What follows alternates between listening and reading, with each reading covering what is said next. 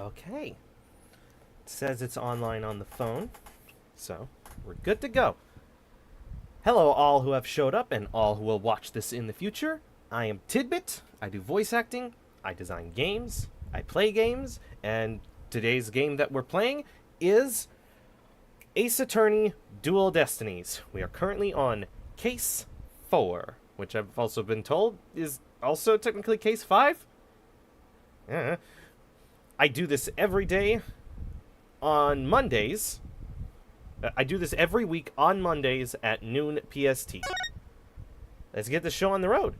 Last we saw was I forget her first name, but she's Blackwill.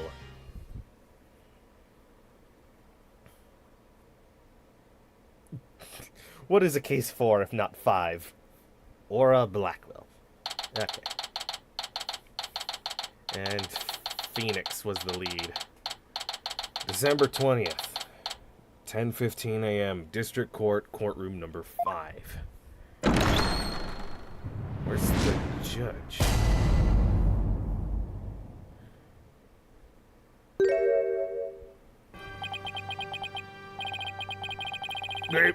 I suppose we should reconvene the trial of Solomon Starbuck or something? Objection!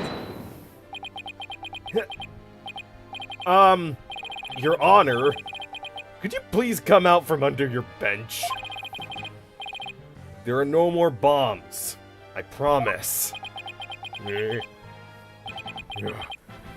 I turned off my invisibility. My apologies. I'm still a little jumpy when it comes to trials involving bombs. Maybe even lamp oil. Maybe some rope? Get on with it, Judge. The first courtroom exploded.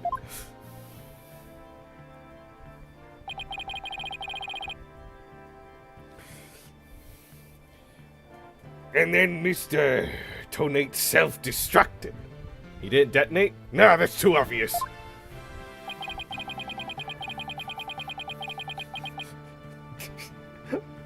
Doll says, my underwear is the bomb, yo. It just reminds me of just like, man caught out by police says when he said that the bathroom was going to explode, it had nothing to do with a bomb.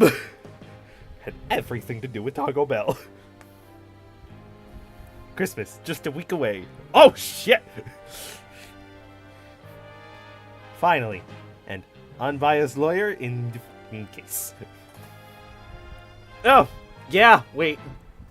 Yeah, Phoenix is unbiased in this. I guess that's one way of describing what happened to Tonate. And Ripper's back. Anyway, it seems that Mr. Justice was seriously wounded by Mr. Tonate's actions. So you, Mr. Wright, will be taking up the defense? Do you have an understanding of what has happened in the trial so far? Yes, Your Honor. The defense is ready. Very well. Is the prosecution also ready?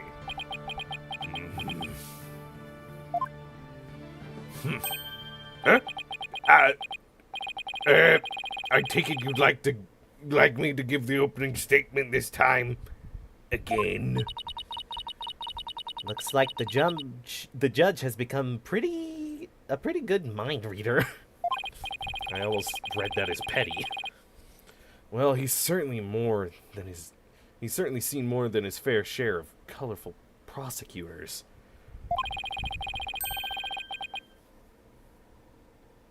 Oh no! Don't say that, doll! The first case Phoenix loses is avenging Apollo's friend and mentor. No! You could say he's something of a veteran of sorts. Alright, let's see. In the previous part of this trial, we learned that the victim, Clay Terran, escaped from Launchpad 1 carrying the defendant, Solomon Starbuck. There were explosions on the second floor of the Space Center and the rocket itself.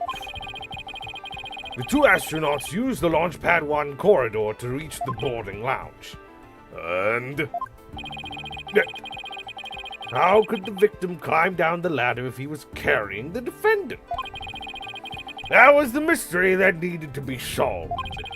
But Mr. Justice proved that the victim was killed in the boarding lounge. Prosecutor Blackwell, were you able to discover any new facts related to this point? Upon further investigation, we discovered an oxygen tank fragment in the lounge. Oh, wait, I just realized Blackwell has had, like, a whole extra day or so researching stuff because, I believe that, the Mr. Tonate case was done in between the explosion and now, so that means that's why Blackwell didn't show up for the technical first case of the game, but whatever number case of the actual timeline.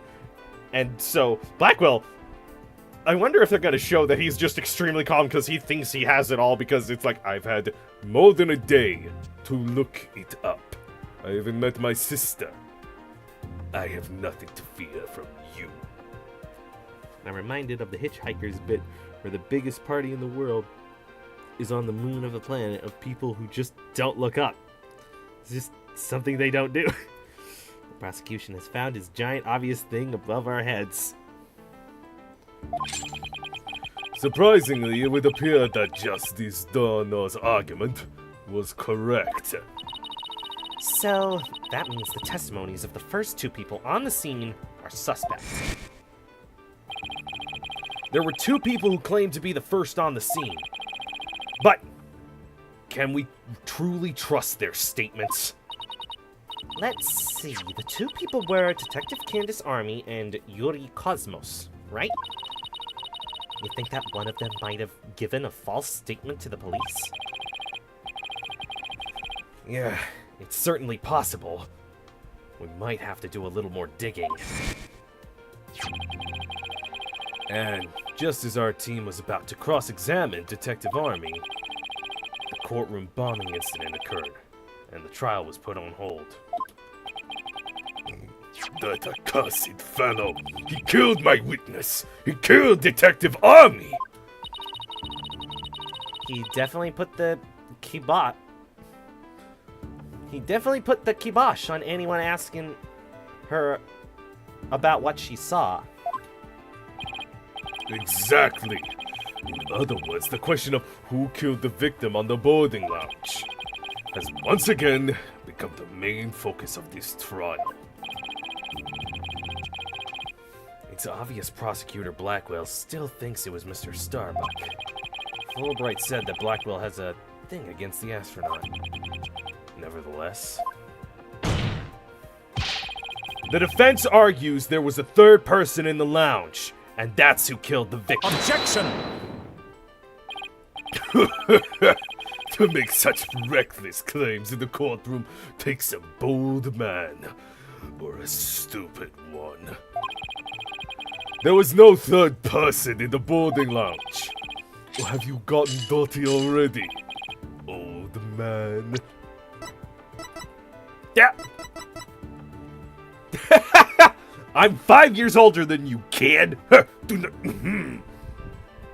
Ah, what's that? You call me old man and you can't deflect, kid? Good to know that you're still paying attention, youngster. Ugh. What? Sister's older. Phoenix is 33.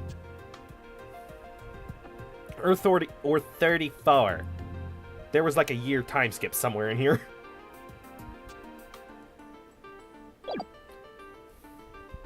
Oh my, Ripper talks a lot. Phoenix Wright suit is blue. Apollo Justice suit is red, and Athena's suit is yellow.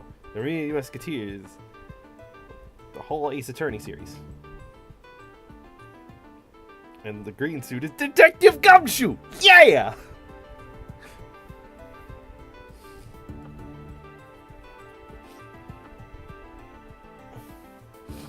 Objection! We'll see who's the dotard after I trounce you with my years of experience, little boy. Oh, they actually do make the joke. In any case, Mr. Starbuck claims he saw someone leaving the lounge. Furthermore, a Space Center employee also saw a suspicious figure at the scene. They saw a third person? Ugh. I see my sister has been running her mouth again. That's right. I almost forgot that Aura is Prosecutor Blackwell's sister. Yes, she is! No matter. She didn't see this mystery person's face clearly. Therefore, there is no evidence to indicate that the person was not the defendant. I guess the possibility that the figure was Mr. Starbuck is still there. In brief, we need to determine if a third person was there or not. To this end, we should hear the testimony of one of the first people on the scene.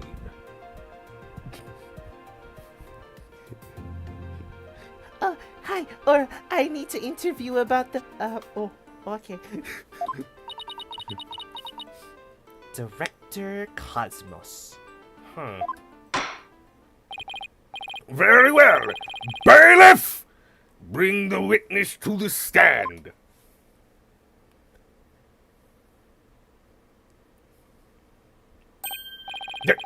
Why, I believe I've seen you before in the newspapers. Of course you have. Of course you have. For I am Yuri Cosmos, director of the Cosmos Space Center, which was, of course, named after me, Yuri Cosmos.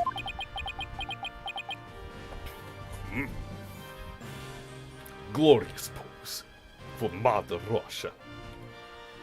A lot of Yuri this season. Don't you have anything you wish to ask me? Looks like he's all geared up to do some bragging. 7 years ago, I successfully launched the Cat 1 and...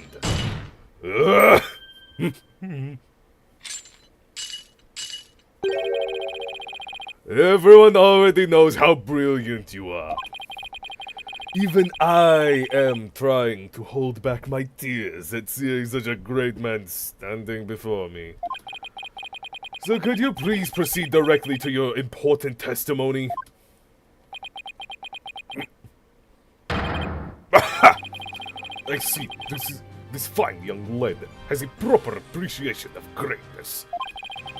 Then, allow me to begin my epochal testimony that will be recorded in the annals of history. That speech of Prosecutor Blackwell's just now. It sounded more to me like he was poking fun at Director Cosmos.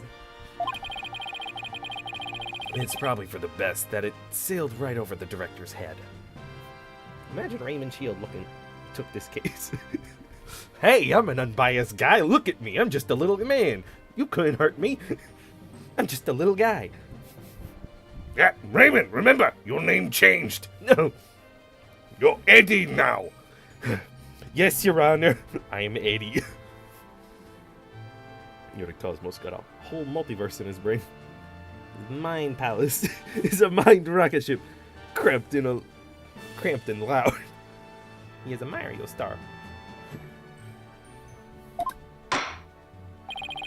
Now then, Director Cosmos, the condensed version of your illustrious testimony, please.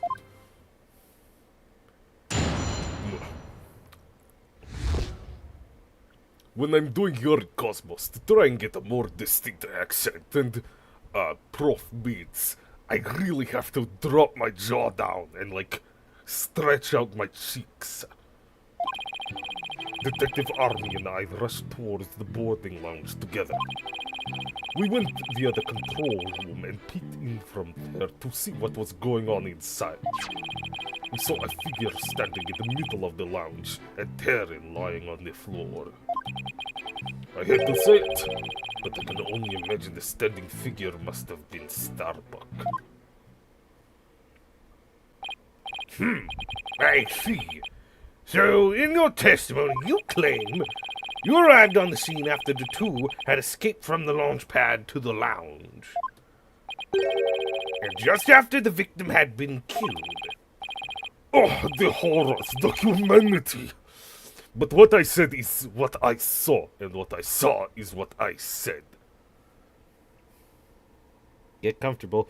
He will be the only witness for the next 2 days. Oh, slash J. Whew, whew. We weren't gonna get Aura? Courageous action to take in the face of such terrifying explosions, wouldn't you say? To save my men, I personally went into the epicenter of danger. Risking my own life for theirs. Well, what do you know? Sounds like the director really cares about his men. Yeah. Although it sounds more like he was scared and just had a peek from far away. And that he only sticks up for his men when he knows it gets him glory for Motherland. I heard that! Is the defense ready to cross-examine the glorious witness? Why does everyone keep saying glorious? I haven't said that word a single time. Yes, Your Honor. Director Cosmos' testimony is terrible and pretty vague. I'm gonna have to press him and draw out more information before I do anything else. Oh, the director really cares about his men, alright? As long as they are on glorious tombstones that Pays me. I need money. All the gold was spent on my outfit. Look at me. Look at me. Detective Army and I rushed towards the boarding lounge together. We went via the control room and peeked in from there to see what was going on inside. We saw a figure standing in the middle of the lounge, a Terran lying on the floor. I hate to say it, but I can only imagine the standing figure must have been Starbuck.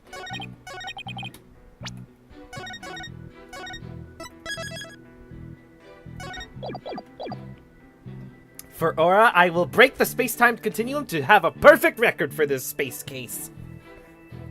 He collected all 120 power stars. Yes, I am Super Mario Man. Wahoo! Look at my glorious, accurate mustache. The only mustache that's accurate to is Wario. Hold it! No! No, it's actually Waluigi. If you would know Mario. Where were you coming from? The 6th floor. We were making sure any stragglers made their way to the 4th floor. It was then we heard about Starbuck and Terran and hurried to the 3rd floor lounge. Wait. I'm immediately suspicious, because how did they know the stragglers needed to get to the 4th floor to get out?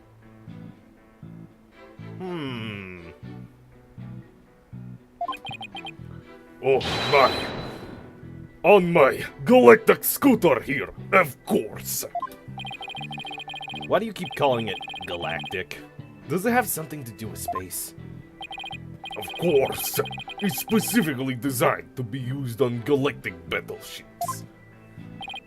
I see. Then I take it works in 0G too? Does it have mag wheels? And wait, why battleships? I thought you were peacefully going to the stars. Sadly, no. With the current state of technology as it is, I'm afraid it would just float about and be galactically useless. Well, that's a galactic bummer. I see. So you rushed to the boarding lounge on your space-age pogo stick. And when you got to the scene, what did you see? Space age Pokemon. I think this time my yapping of the Yappington friend won't call me anymore. What? Super Mario Galaxy is my favorite, even though if I don't have my hands on a Nintendo Switch. I prefer Sunshine myself. I respect your opinion. I have never seen that written out on the internet. What the Wow. Momentous occasion here. Hold it! Odyssey's neat. Yeah. Let's see. According to this diagram, you didn't have to go through the control room to get to boarding lounge 1. It looks like you could have gone from the southern corridor as well. Yes, but in her haste, Detective Army rushed ahead of me towards the control room. Are you using a dead woman to pad out your alibi because we can't ask her? She's dead? Oh, let me guess. You didn't hear about it because it wasn't on the Galactic newspaper? Yes, I get all my news from Galactic News. Wait, how did you know that? You're a very simple man. All I could do was merely follow behind her. I see. So, we peeked into the boarding lounge from the control room door, and we saw a figure. Hold it! So, you can't see who that figure was clearly, or what they were doing? Sadly, the only thing I could tell was that it was a person standing motionless. The defendant, no doubt, staring aghast at his deed. What other explanation is there? I'm so close, but without evidence, I can't prove that person's third party. I don't relish in this. And I don't catch up either. Hot dog joke. See, I'm American. I used to work in hamburger mines to buy one rock and roll disc. Hold it! Aura Blackwell also saw a suspicious figure in the lounge. But she gave the statement that it was too dark to see the person's face clearly. Did you see this figure's face clearly? No, not clearly. The lighter they were holding illuminated the area around their feet at the time. But other than that, I could see little else. That's why I could see Taryn, but I couldn't see who the other person was. Wait. He didn't mention a lighter. So, for all you know, it might not have been Mr. Starbuck. Isn't that correct? I would like to believe that. Starbuck isn't the type of man who's capable of murder. Objection! When the witness entered the boarding lounge, there was no third person there. Isn't that correct, Great Space Center Director? Yes! Right, that's right. Only Starbuck and Terran were there by that time. After we peeked in, the lounge suddenly went dark and the figure vanished. You mean they disappeared? That's odd. Objection! The reason the figure appeared to vanish is because it was the defendant. When the witnesses weren't looking, he fell to the floor and fainted unconsciousness. Hold it! Hold on. Director Cosmos, did you ever take your eyes off the scene? Just for a brief instance. About as long as it takes for a shooting star to go by. That's like a solid 6 seconds. What? Who told you that? Animal Crossing. Ah, when could they do that? New Leaf. Ah, fuck. I haven't played Animal Crossing. I'm waiting till they make Space Station version, you know, to stay on brand.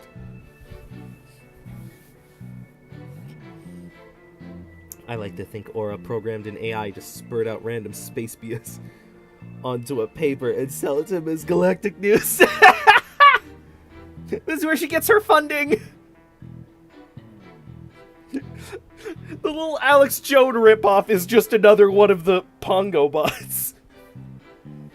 Oh, damn it. I hate it. They're putting chemicals in the oil to make the robots fucking gay. See this crap.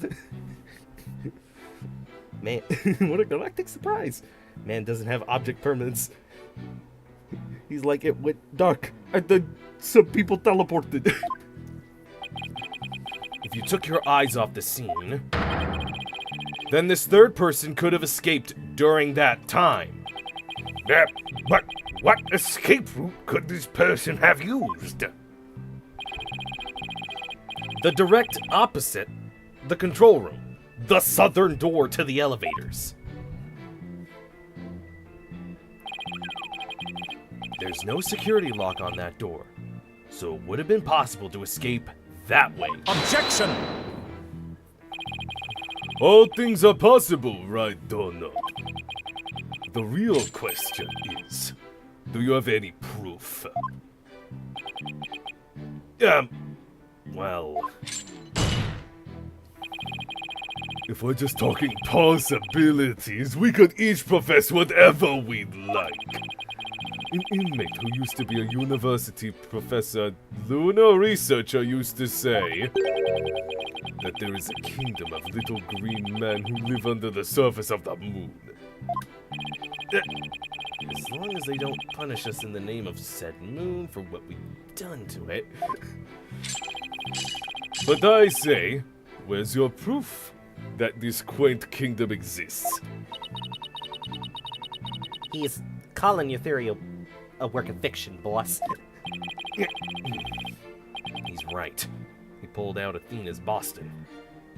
Only truth can do that. I don't have any proof yet either, still. The southern door was a possible escape route. I better make a mental note of that. Director Cosmos, may I ask you a question? Yes? Why did you look away from the boarding lounge? There's actually another tale of bravery behind that answer. It was when Detective Army saw the figure and raised her gun, bringing a great humanitarian and protector of mankind. Oh, being a great humanitarian and protector of mankind, I tried to stop her. What? You're saying Detective Army raised her gun as soon as she saw the figure? I imagine her instincts as the detective told her they were the killer. I don't know about that. And you were able to prevent Detective Army from firing her gun? I'm afraid I was too late. I was unable to stop her. She identified herself clearly, and then she fired 2 warning shots at the shadowy figure. This information about Detective Army's actions sounds critically important. Please add it to your testimony, oh glorious one. Why does everyone keep saying that? Gah.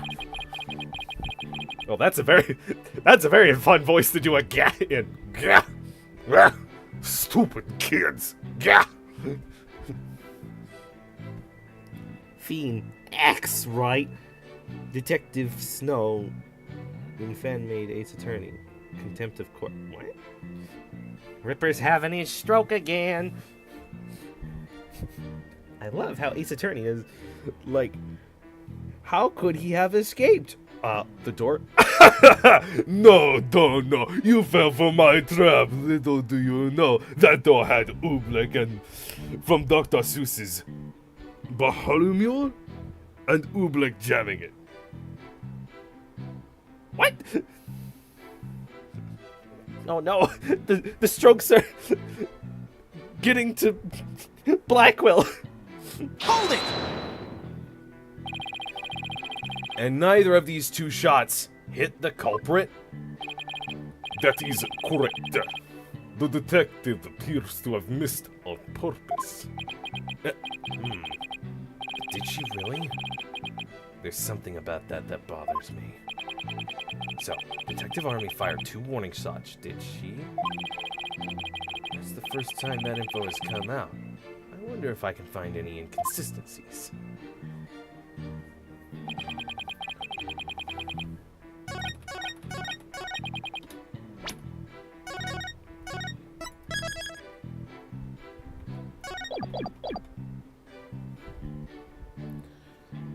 Okay. Do we have evidence of the single? Yeah. I imagine it says it's gonna be this one. A single bullet hole was found in the boarding lounge. Objection! Yay. Are you sure you were really paying attention to what Detective Army was doing? You doubt my words! Words that will someday be written down in history books! I like his goat face. Somehow, I don't think that those exact words will ever be written down in any history books. Mr. Wright, would you explain yourself so that we can all understand? And besides, my history book will have it written down as nonsense witnesses that's supposed to pay attention to or something. You say that Detective Army fired 2 warning shots, and yet only 1 bullet hole was ever found at the scene. What? Only 1 bullet hole means the gun was only fired once. Justice Dono, don't you understand? It hit the air tank! We knew this from the first time! Then why'd you think it was Starbuck? No, continue.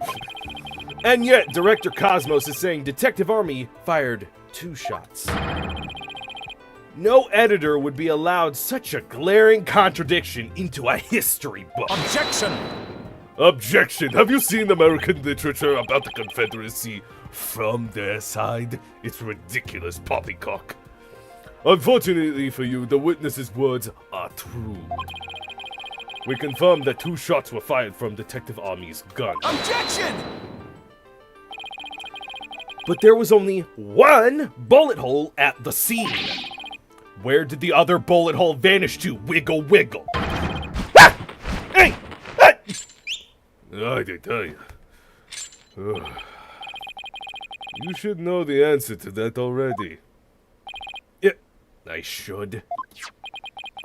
During the previous trial, a certain oxygen tank was presented as evidence. Yeah, but I can't 3D look around it. Athena's arms are broken. She's still recovering from not being the POV character anymore. I had it so close! We've already discussed that it was ruptured in the lounge, have we not? Well, it appears that the thing that ruptured it was a bullet. A bullet that was found near the tank, to be precise. This bullet was fired from a 38 caliber gun, the same caliber as the detective's gun. What? Ugh.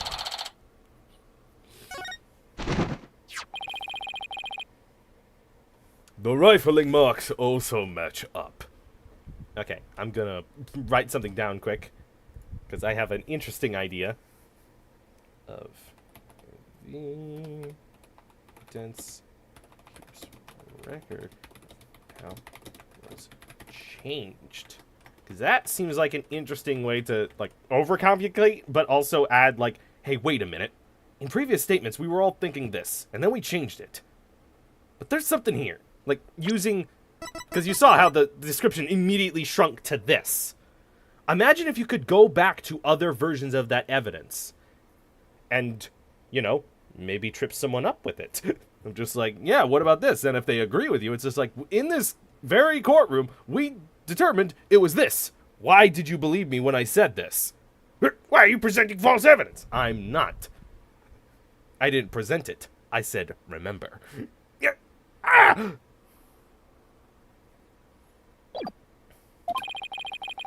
There's no question that the bullet was fired from Detective Army's gun.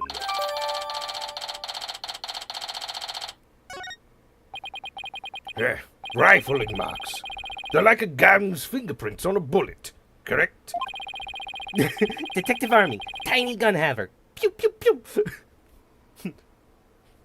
Hey, wait, that was one too many pews. Oh, sorry.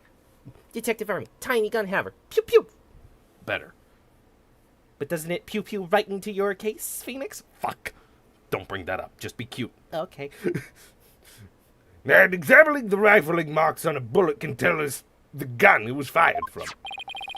One of the bullets the detective fired found its way into the holographic image display. It's a TV, you asshat. Oh, how rude. The other bullet came came to a stop near the victim's oxygen tank. The evidence confirms the director's statement that the detective fired 2 shots. My beautiful contradiction. Gone. Oh, gone. Boss, what are you going on about? I'm just trying to be dramatic. We're in the final case. No, we're not. What? It still says 5 next time. I thought this was all one case. Yeah, but it's not gonna be any shorter. Ugh.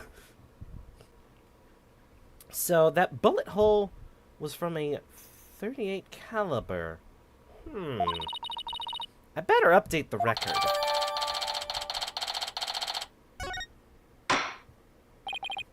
Very good. Now we know the fate of both of the shots Detective Army fired. Mr. Wright, does that clear up your questions? Detective Army fired 2 warning shots. One hit the holographic display, and the other hit the oxygen tank. Does that really clear everything up about what happened at the scene?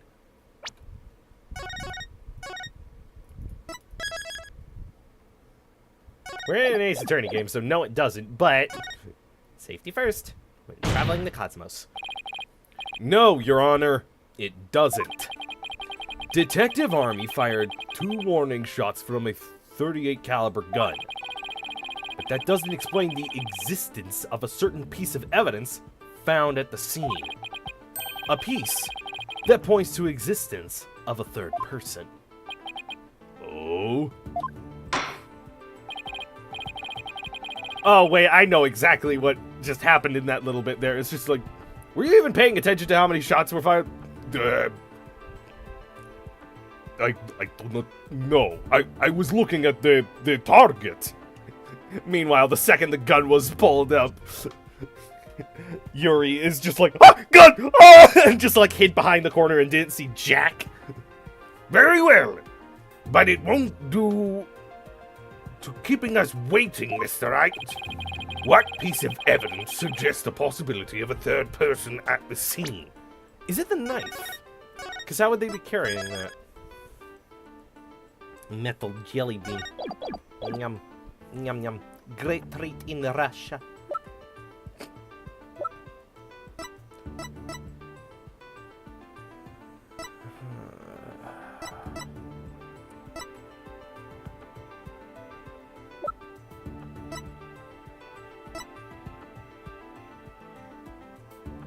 Oh, wait, this is a different bullet. Take that! And what is this metal pellet supposed to be? Oh, wait, that's what you meant by metal jelly bean. Glad I was too dense to realize that was a spoiler. Please, rules are in description of the stream. It's just one. Read it at your convenience. Just a little something of great importance we found at the scene of your crime, Your Honor. You found it where? In a floor gutter at the crime scene. It looks like the police and prosecution both missed it. Furthermore, this is a .10 caliber bullet, making it much smaller than one of Detective Army's 38 calibers. Oh. Detective Army. Normal gun haver. Bang, bang. Then that means... Exactly. One more person must have been there at the lounge. A third person who had a gun that could fire a 10 caliber bullets. He's so short! Oh my gosh! I have Napoleon complex. Shut it. This third person fired at Detective Arming and Director Cosmos with their gun. And in return, the detective fired her warning shots. Isn't that how it really went down, Director Cosmos? It looks like you've deduced my miraculous tale of survival. Yes, you're absolutely correct. the mystery person fired upon us. What's this now? He's so small. He's the tiny gun hammer. Oh, he probably is. What? You never breathed a word of any of this to me before. Well, all great men have a secret or two, don't you know?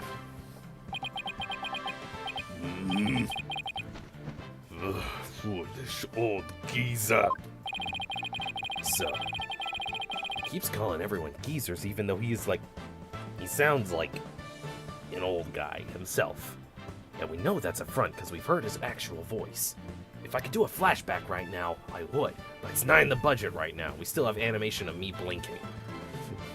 So Director Cosmos really has been hiding the presence of a third person all along.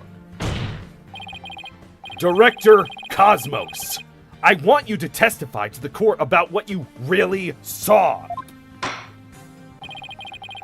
You may be a very great man, glorious even, but in my courtroom you are just another witness. Now testify. I want the next AA to have characters swear in and on character relevant texts. I swear on this newspaper on the Hat One lunch. I swear on the Disneyland brochure.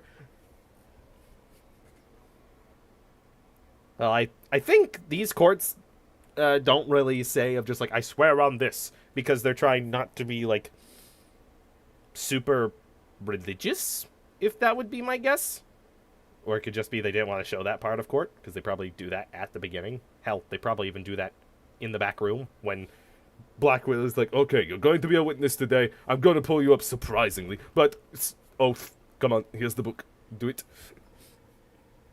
Because they're okay with lying in court. Yeah, that could be it too. It's just like, Yeah, we never swore on anything, so perjury isn't a crime. Ha! Well, are you telling me perjury is only a crime when there's religion involved? Yes, don't you know? State and church haven't been separated in this dark age of law. What's the religion? I don't know. Phoenix? it has to do something with, anime titty girls. What? Why do you say it like that? Because I've seen magic. This Magitama comes from an anime titty girl. Didn't it come from Pearl? She has the capability, as shown in that very case where she takes on the appearance of Mia. Ugh, So wrong. that is disturbing. Wait, how do you know about Pearl? Continue with the game. What? You won't receive special treatment here. Now, please give accurate testimony. Maya isn't religious, just spiritual. I mean, if you showed a girl all of a sudden, like, becoming the ultimate, if you saw Pearl turn into Mia, I think people would make a religion out of that. Detective Army and I rushed to the control room together. In the lounge, we saw a figure standing in the middle of the room and tearing on the floor. We were still in the control room to the east when the figure fired at us. Given that there was no third person in the lounge when the witness entered it, does this mean the person who fired the gun had to have been the defendant? Not necessarily. It's still possible that it was someone else. Most likely, as soon as Detective Army and Director Cosmos discovered this person, they escaped through the southern door. The one that didn't have a security lock. Is Yuri Cosmos' badge bigger than Corcus Alba's badge? I don't think they're legally allowed to bring the evil man Corcus Alba to 3D, so we can't compare it. I'm making jokes on the just spiritual. The religion of Karine! Objection! Double-edged swords are a tricky lot. Mishandle one, and is you who is cut down. Huh? Your reasoning could apply if Spaceboy were the killer as well. Think about it. After being discovered, he could have fired the 10 caliber gun.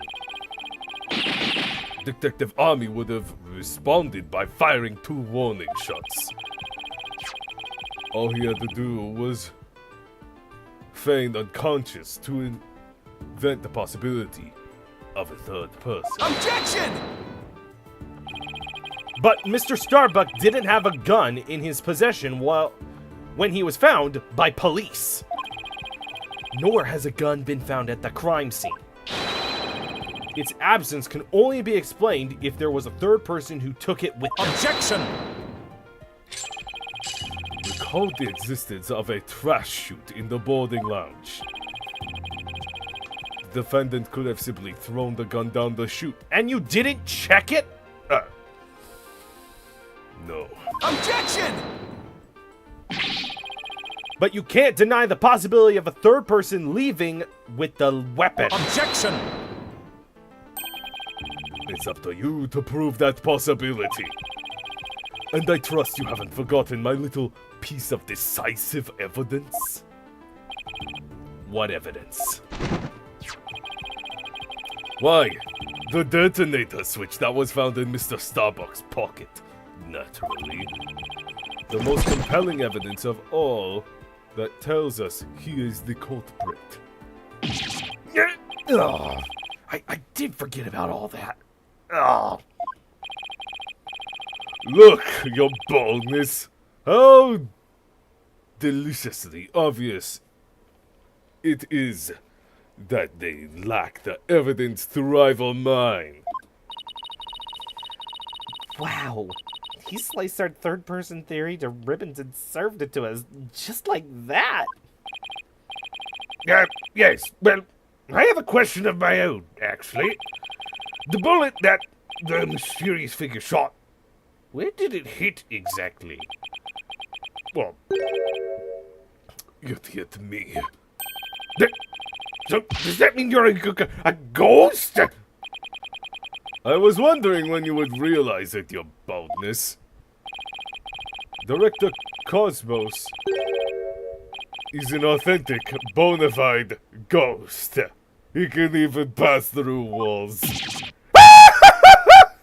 Objection! Oh, come on!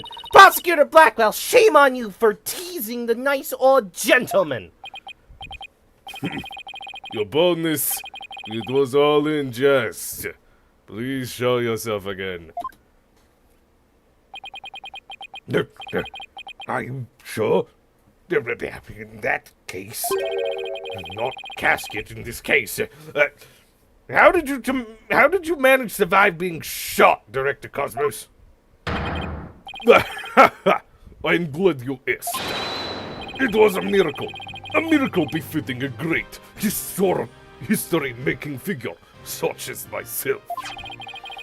The bullet hit my glorious Medal of Honor, whereby it ricocheted, thus saving my life. What? Huh.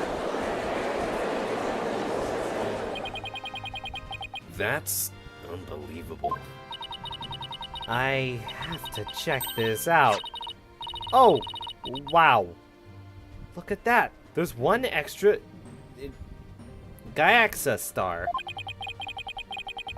The odds are literally astronomical. I guess that is fitting for these people. It's beginning to really feel like the Cosmos is watching out for Director Cosmos. Why did you conceal this information, Director Cosmos? A great man such as myself has to hide things on occasion, no matter how much it hurts. It is the plight of the truly great. It may be hard for this generation to understand. Aha! Here's the motive! Here's the motive! He thinks they're all a ton of whippersnappers.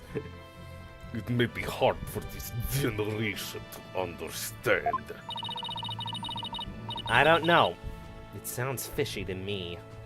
What else is he hiding? Let's just cross-examine him and see what we can find out.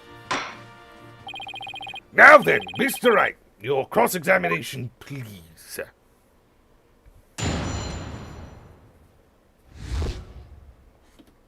What I really saw at the scene. Detective Army and I rushed to the courtroom together. In the lounge, we saw a figure standing in the middle of the room and tearing on the floor. We were still in the control room to the east when the figure fired at us.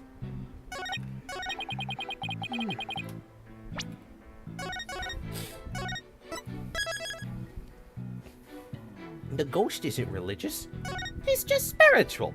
Your Honor, the defendant called the victim a whippersnapper. Guilty! Hold it! We already heard all about that part. Do you have any new information? Well, let me see. If you have an hour or two, I could tell you all about the Hat One miracle. Hold it! We already know all about that too.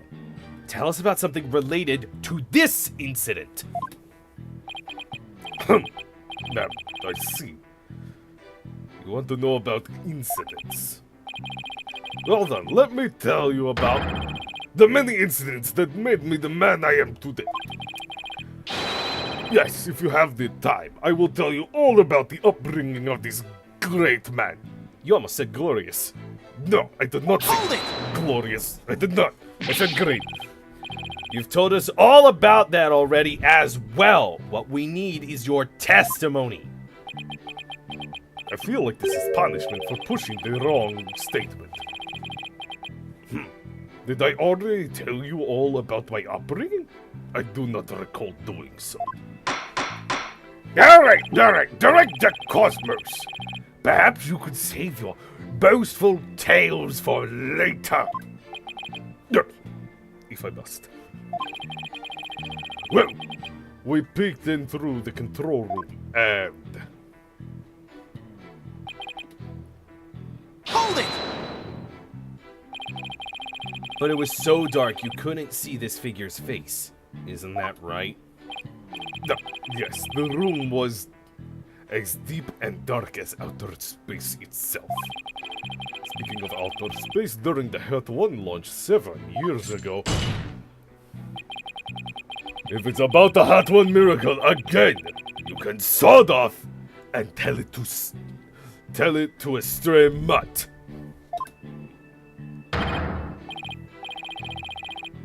Okay, wait.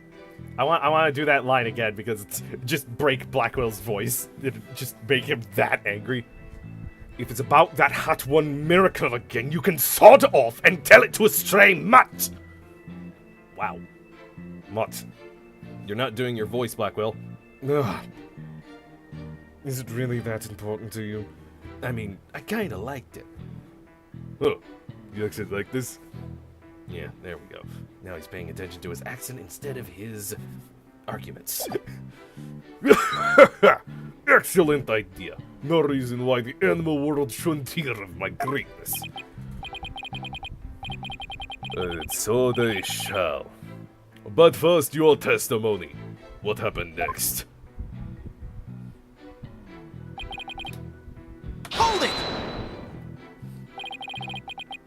So, in other words, you were fired at while you were at the control room door. That is correct. There's something not quite right about that. Director Cosmos, the bullet this person fired at you hit you. Isn't that right? Yes, it was a miracle. A miracle befitting of a great history-making figure such as myself. The bullet fired hit me while I was in the control room. But as the cosmos would have it, the bullet bounced off my glorious Medal of Honor. Haha! You said glorious. No, fuck! Damn it! Ah! I swear on my medal, I am not lying. In that case, the bullet should have wound up somewhere around the control room door. Okay, so Director Cosmos was in the control room to the east.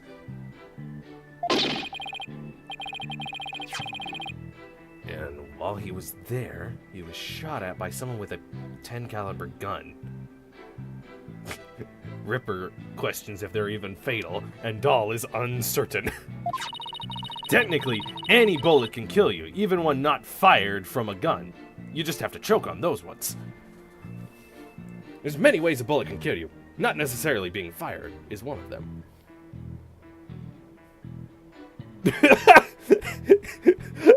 Ripper, a 1-point caliber is massive.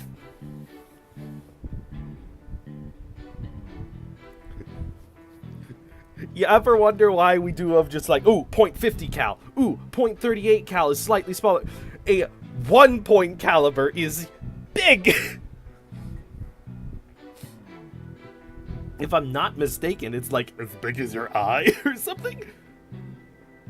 If you get a hole through your heart, it doesn't really matter. Yeah. If you get shot in the right place, any bullet can kill you. But, yeah, as you can see by the size of that metal, even though it's a pretty big metal, it's not a big bullet. If you got punctured through the lung, though, as where the metal is sitting, that would probably go towards the lung. Yeah, he wouldn't be standing here today. But the bullet hit his metal, so he was able to escape with his life. He's a very lucky man. No wonder people think he's great. Ripper, a .1 caliber is the same as a .10 caliber. The hundreds place doesn't change, it's a 0.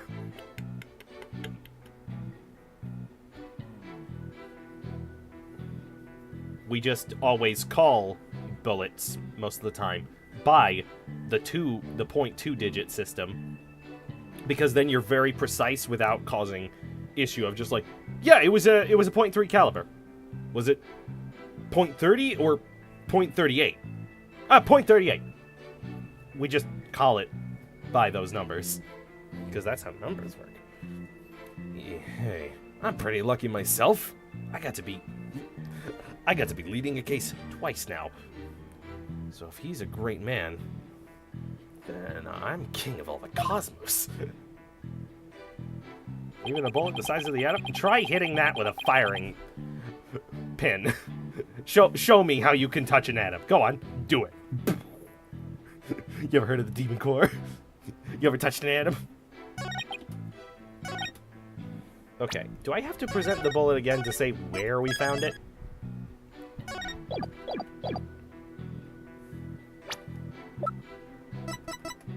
Yep. Objection! If someone blasts and an atom hard enough, it could kill you. Yeah. Director Cosmos, I believe you are telling this great court a glorious lie. A great man like me, tell a lie. Have you ever heard of such a thing in all of history? My accusation is based on the position of the people who were in the lounge. According to your testimony, you and Detective Army were near the control room door, and the mystery figure was standing in the middle of the boarding lounge. If, as you say, the figure fired a gun at you from this position, then the bullet would have traveled in this direction. However, we found the .10 caliber bullet here.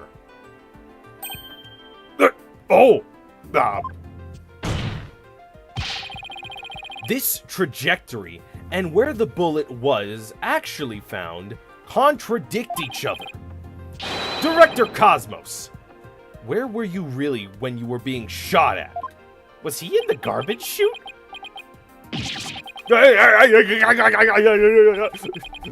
Ladies and gentlemen, I present to you the human merry-go-round. Objection! Objection! Every merry-go-round is a human merry-go-round, you imbecile. See, I don't have to swear to call you a dummy. To use the words like dummy? It's the only thing close to your vocation. Ugh. Ugh. Damn, he got me there. He got you there, boss. Shush. Why are you so mean to me, Phoenix? Because Apollo's nearly dead. He's like a son to me. He is a lot like your daughter. Well, they are brother and sister. So isn't he a son to you then? Technically, no. I haven't adopted him. Okay, who are his parents then? Well, one of them's off doing mysterious stuff, and the other one's dead. I kind of saw him die. What? Why haven't you adopted him? And, you know, dropped plot lines are so much more interesting for the community to munch on.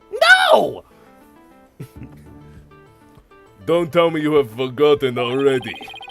Didn't the witness himself just tell you? The bullet hit his medal. Of this, there is no mistake. Objection! But, in that case, the bullet should have been found near the east side of the room. You trying to say that you can explain this inconsistency? Of course. I didn't what? Oh, great Director Cosmos.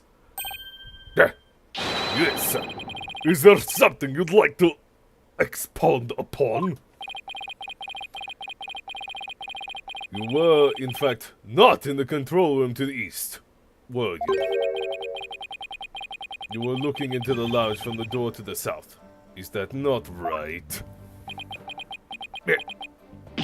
What are you getting at?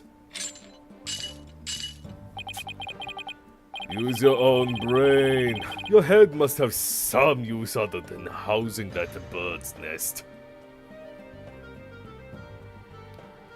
I don't remember the context, but that is a thing that exists.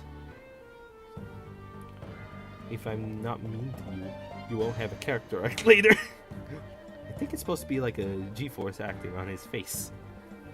I think him spinning around and stuff is... It looks like there's G-force spinning on his face, but it could just be the beard moving and his, like, shoulder things. Please tell me. Yeah. The stripes of the stars, they're right near his mouth level, so it looks like his face stretches when it goes by. Oh, his eye socket says eyes? I don't look at his eyes. There's evil in there. But bird's nest. Why does everyone pick on my hair?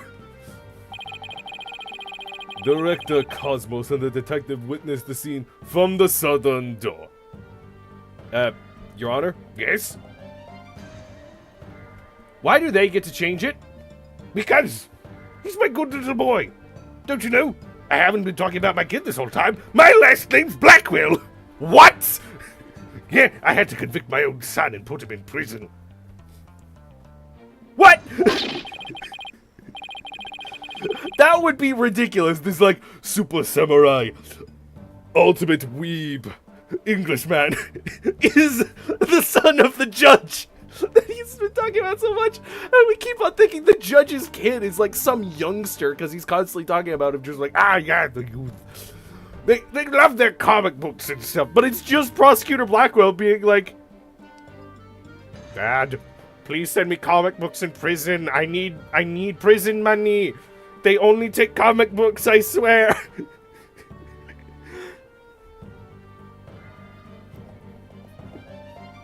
I can't wait for some twists later. The comics are manga.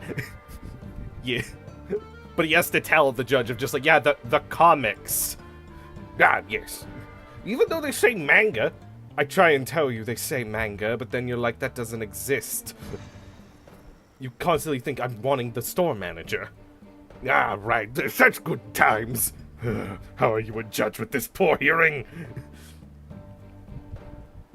Uh-oh. My chat died. No. The killer fired at them there. And that is why the bullet was found in the south.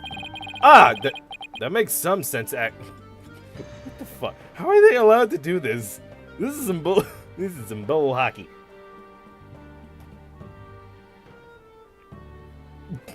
I think Mr. Starbuck is actually the Yatagarasu and was a fake Mr. Starbuck while the real Starbuck was preparing in the prepare room. Ripper, you should probably just lie down, get some rest, drink water. Oh, Yuri? My son loves those comics. But whenever I say, "Are you winning, son?" he's always like, I feel so uncomfortable when you call me that. and then when I crack eggs, he goes on about something about his kind or something. I don't know what it means. Also, the witness being at the southern door is rather favorable for the prosecution. Huh.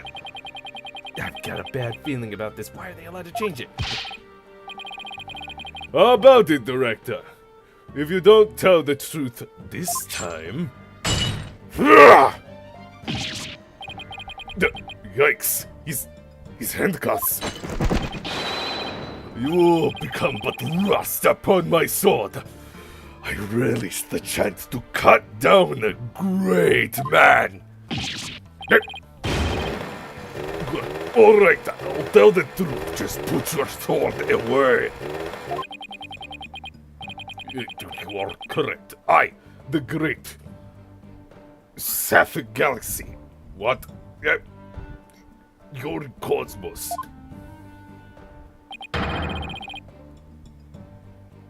Was looking into the room from the southern door.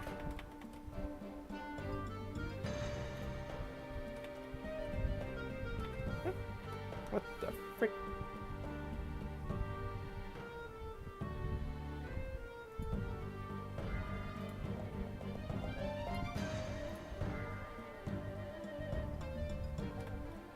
Okay, something happened on my YouTube page on my computer this time.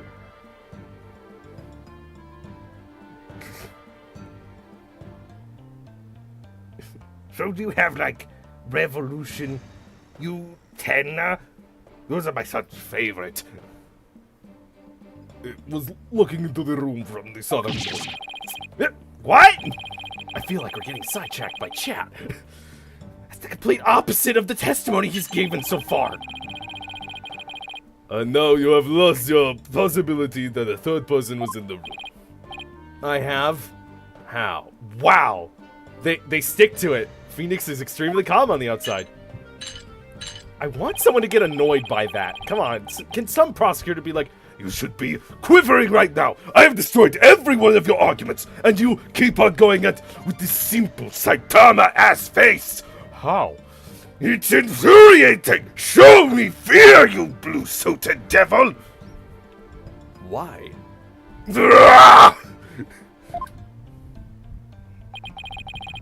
Meaning the killer couldn't have escaped through there.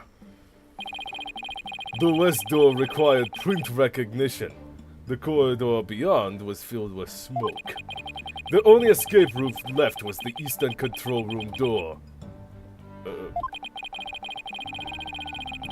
And the only way to get through there was with Director Cosmos's fingerprints. No.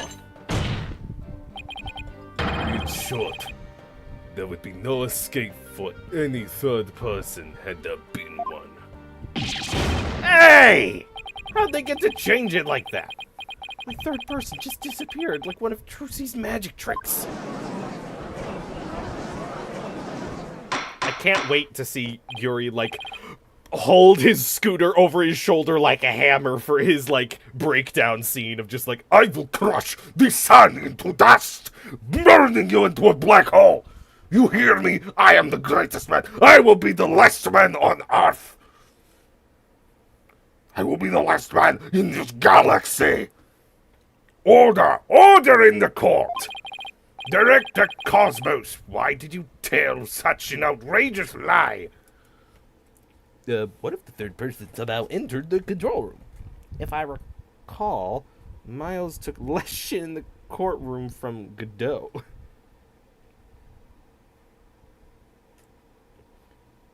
Phoenix. Oh, your kid likes Yuri? That's cute. My daughter has a Yuri harem. What? We've only seen her with one girl from Yokai Lane. Not that daughter. You adopted Athena and not Apollo. Them's the breaks. I'm adopted? Sorry. You legally can't have European parents if you want to become a prosecutor or defense attorney here. What?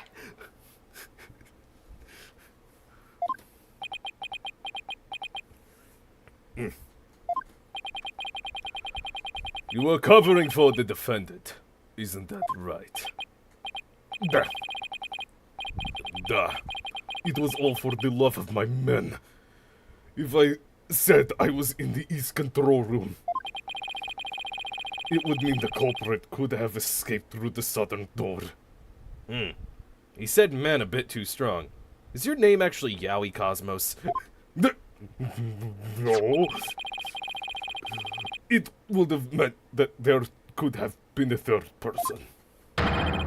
All I wanted to do was protect Starbuck.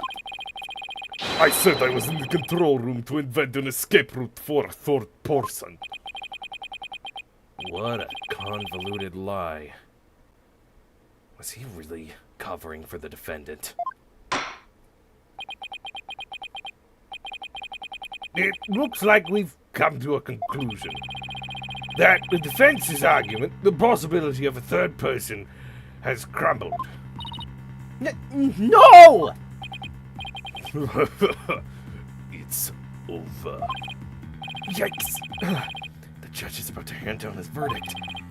Think, Phoenix, think! This is the perfect time to try and turn my thinking around. If the third person had no way of escaping the scene, then what if one of the people at the scene was this third person? Wait, what if the whole premise is all wrong? Director Cosmos said that he and Detective Army rushed the scene together. But what if that premise isn't true? What if one of them reached the scene before the other one? And if that person entered the lounge, then they would be the third person. The defense is the only one who could have killed the defendant is the only one who could have killed the victim, not you, Phoenix. And killed the victim and shot at the director. What does Chap think? Cosmos loves his men. Yep. Yowie Cosmos. He's like one of those people who tries to get a tattoo in a language he doesn't know. And he just says, "Give me gay" in Japanese. And so he gets tattooed and people started calling him that. They tell me it is beautiful bond between lovers. Everyone loves Yuri. So everyone must love me.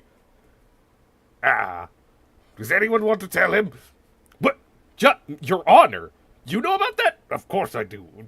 You think I didn't look at the magazines before I sent it to my, criminal son? I was making sure there wasn't escape plans. How many times does that come up in Yuri? You'd be surprised. There's a lot of handcuffs involved for some reason.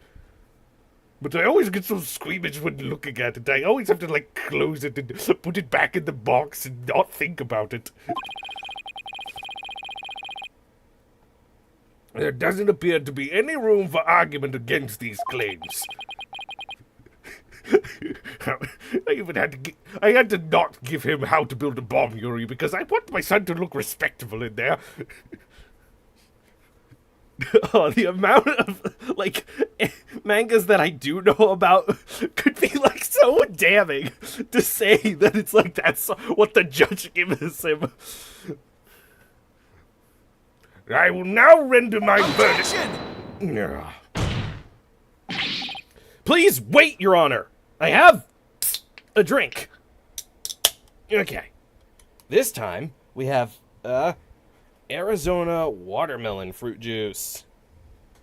This one also ranks pretty low. Not super low. It's definitely above mango than last time. Oh my gosh, what was wrong with the mango? Wait, Your Honor, I have to pour one out for the victim. I mean, I do have a Poseidon full of water here, and water evaporates in this heat, so maybe I could pour one out, but no. I'll drink. Yeah. Ugh. Yep, tastes like watermelon. That's a 4 out of 7 in my book. I don't know why everyone likes watermelon. I only like it because it's cold. There is still one possibility. No? This had better be good, Mr. Wright. There's only one. There is one and only one person who could have escaped from the scene. And that person would be the first person who arrived on the scene. Then, upon entering the boarding lounge, the second person to arrive came via the southern door. That's why the first person fled from the room, using an escape route that was accessible only to them. Very well. Let's hear more about this theory.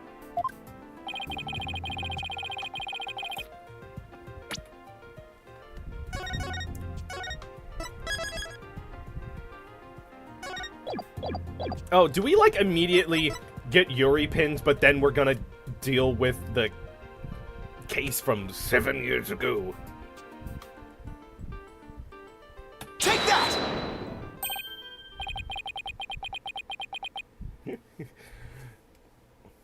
There's only one person, and that person is the only person with the third-person pronoun she. Other than the second person. Has anyone thought about if Yuri Cosmos was the murderer? Then he also lied about liking his men? Or am I wrong?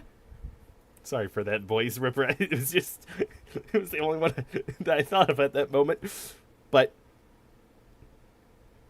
Yeah. He's a boastful butt. Everyone can see that. So everyone's, like, super suspicious when he goes, I love my men. It's like, it's either he's gay or... He doesn't, because there's something fishy behind those words. Right, but that's... Mr. Wright, what are you claiming here? Of all the people who were at the scene, only the witness could have escaped.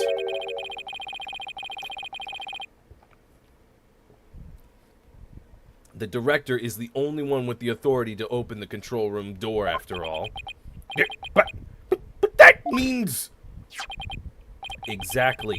The true identity of the third person is our current witness. Director Yuri Cosmos!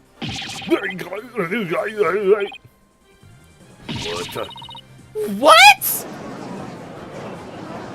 He is lesbian! He lied about being into men!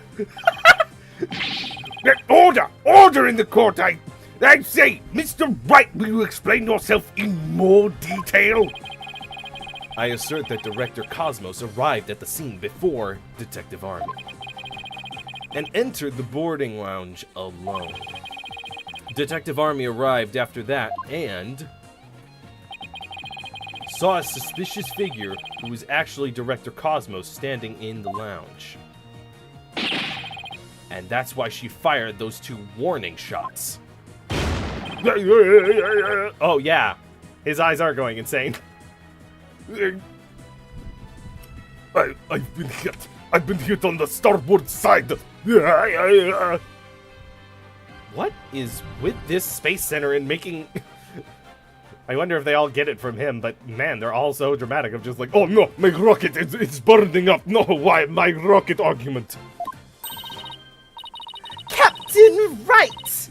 It's a direct hit on the enemy's ship, sir! A magnificent shot!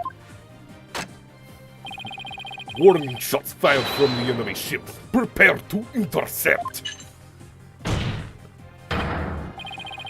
Cosmos, you have told a lie in this court once again. And hey, I'm the only one supposed to be doing a fun roleplay. I've been hit on the port side. The enemy has called in reinforcements. Earth to Cosmos Control Center, requesting permission to ask you return to our reality. and then there's Aura just rolling her eyes. But my ship will not go down to anything less than the ultimate weapon of evidence. Objection! But I do have evidence, in fact. You could say that your battleship bears its scar. Yeah. If Director Cosmos is the third person or Blackwell saw, this third person fired at Detective Army and Director Cosmos with their gun. And in return, the detective fired her warning shots. Isn't that how it went down, Director Cosmos? Aha! It looks like you've deduced my miraculous tale of survival. Every flashback is now done like a really bad anime dub. Yes, you're absolutely correct. The mystery person fired upon us. Director Cosmos must have been the one who fired the .10 caliber gun.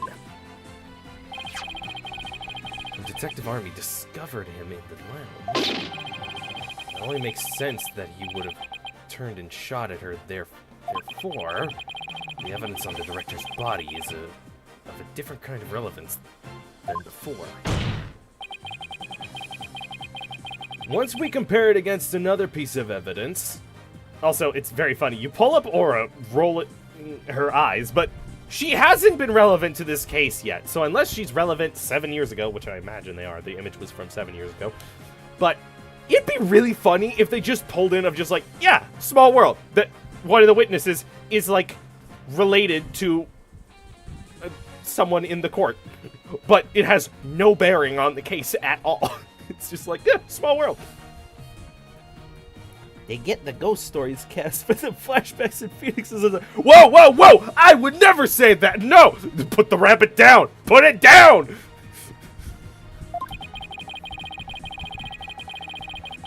The mark that you received from the third party will be all the proof we need to prove that you were the one in the lounge.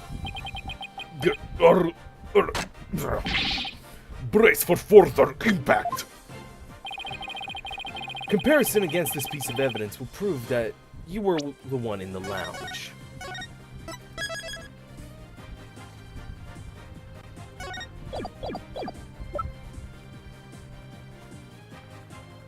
Yeah, it's her bullet that hit him. Take that! The .38 caliber bullet found on the floor at the scene didn't hit the oxygen tank. It hit Director Cosmos's metal. If we have the ricochet mark on that metal analyzed, I'm sure the calibers will match up. And if that mark proves to be from a .38 caliber bullet, it will prove that you are the third person we've been looking for. The bridge is destroyed. Losing altitude. All hands, abandon ship! If that's true, then what about the bullet that hit the oxygen tank? It was the 10 caliber bullet. In other words, it was the bullet fired by Yuri Cosmos. Isn't that right, Director? No! You've got it all wrong! What? The engines have started again? It's a miracle! I'm not going down yet. The witness, stop this at once and confess that truth! Ripper goes, the dent is so small! It's just like, or the metal's just really big. You could never be innocent. Not because you were shot at, but because you shot. If you don't want the history books to say that a great man was a great liar, then accept your fate and tell the truth. I kind of forgot you were here. Oh, boss, why? How have you been relevant? You have a point. Giving orders? Me, the great director of the Space Cosmos Center.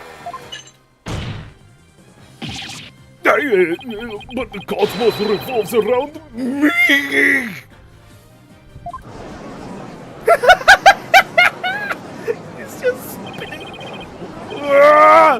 Someone get me off of this thing!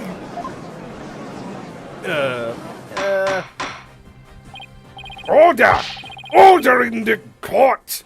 And will someone please stop the witness from spinning?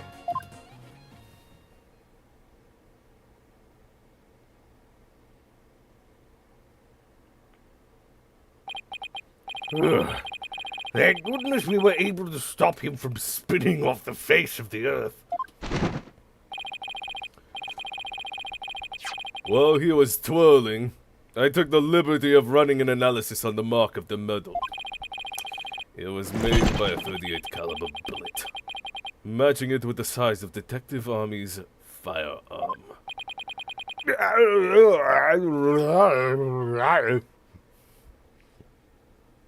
They just have him on a scooter so that way he could be spinning and there'd be stars above his head because he needs more stars. He needs more stars! She updated the bullet hall. Give us some credit. Even Faye could... even Pearl could do that. Even the Fays could do it. Ouch. Just the entire family. Any Faye could do that. Biff. Like a record, baby. Right round... Like a record, baby. Right round, round, round. Are you ready to confess the truth, witness? No, you got it all wrong. This is just a misunderstanding. I'm drunk, Russian now. Suka bled. Is he gonna start piling on more lies and nonsense? What does Sukablet mean? I thought you're the European. We weren't taught Russian for legal reasons.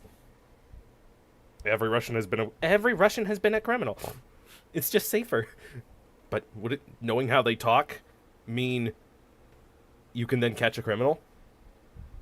It indicts us as us. All Europeans are apparently the same in this world. You say this world like there's another. There is another. Female characters can be the POV.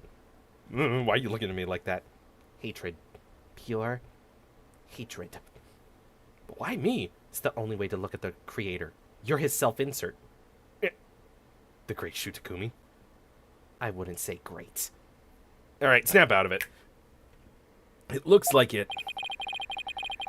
But no matter how many lies he tells, I'll just expose them one by one. Deep voice. Hey, I'm Biff Fay. I'm a plumber. You know, I go through the clogworks of the spirit underworld, just making sure all spirits run smoothly, so that way your spirits can run smoothly. You ever feel like your soul is leaving your body when you're on a toilet? That's my job, to make sure you don't lose it. I'll make that big liar tell the truth.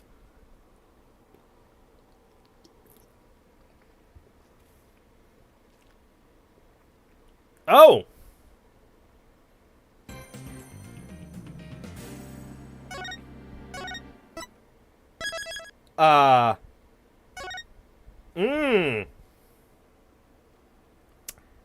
It's only been an hour and a half.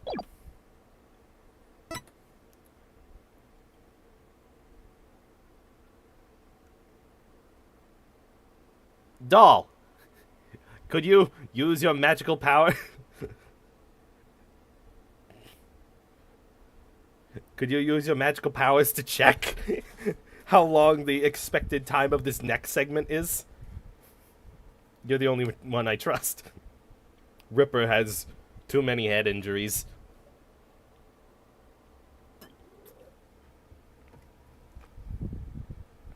I trust you so much, doll, that I would make you a mod if I knew how to do that. I can't even pull up, like, chat on OBS. I'm that inept about this stuff.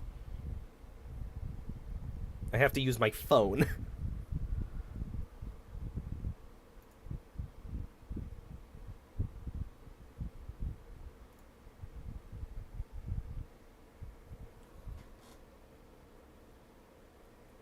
Checked. Go for it. Oh, okay.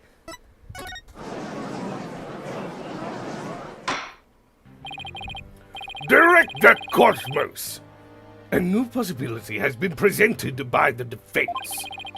They are claiming that you were this third person. Forgive me, I am sorry.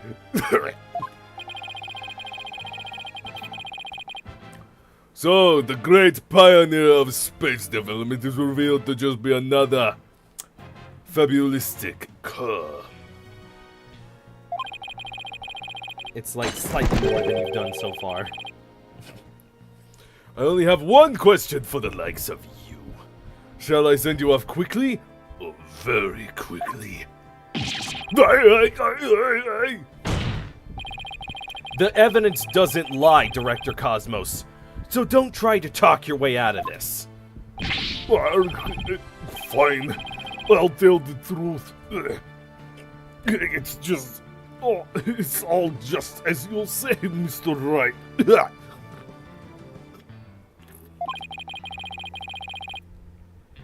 What? 33 minutes? And 48 expected? Why did they have that cut then? It's true that I was there in the boarding lounge. I got there before Detective Army, and when she arrived, she fired warning shots at me. She shot warning fires at me. I was afraid people would mistake me for the killer, so I escaped the control room.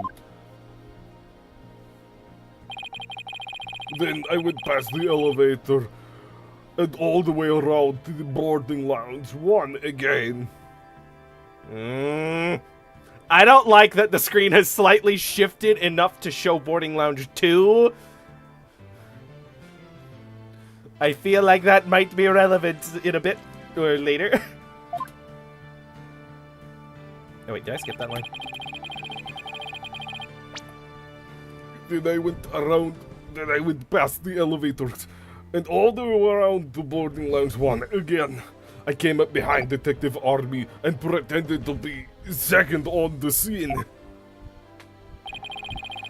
What a troublesome old man you are, with such convoluted deeds and thoughts, if you can even call those sparking pieces in your brain thoughts. I see. So then, are you still insisting that you did not kill the victim? Of course I am. When I arrived at lounge alone, I saw the true killer. The great Yuri Cosmos was a history-making witness. Hold it! Now, hold on just one moment. You don't get to say that anymore, white baby. No, you don't get to say that anymore. We just proved a few minutes ago that the third person that Mr. Starbuck and Miss Aura Blackwell saw was you. What, Blackwell? Aren't you calling that man over there Blackwell? Wait, is there a conflict of interest here? How would you know about that, spaceman? No, it wasn't me. I saw the person as well. If I were the killer, why would I lie to cover for Starbuck? I would just leave him to take the fall. That is an excellent point. Apparently schools don't get that either. What are you talking about, Athena? You know, the case. At the school? The one that I did? No, it doesn't ring a bell.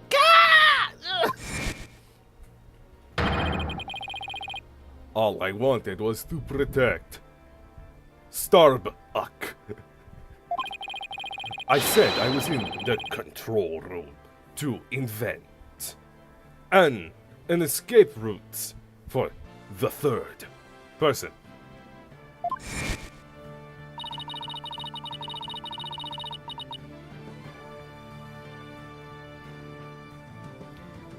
Well, it makes some sense if he told those lies to cover for Mr. Starbuck. Still, a lie's a lie, Athena. So, Director Cosmos claims he's not the culprit. But where's the proof? I just remembered. I have an alibi. Miss Blackwell said that she saw the killer around 10 a.m., correct? Yes. And? Well, I was on 4th floor, helping with evacuation effort. I'm just going to remove the those from all his sentences because it makes it easier to hold the Russian. Ask any member of staff you'd like. They'll cooperate with me.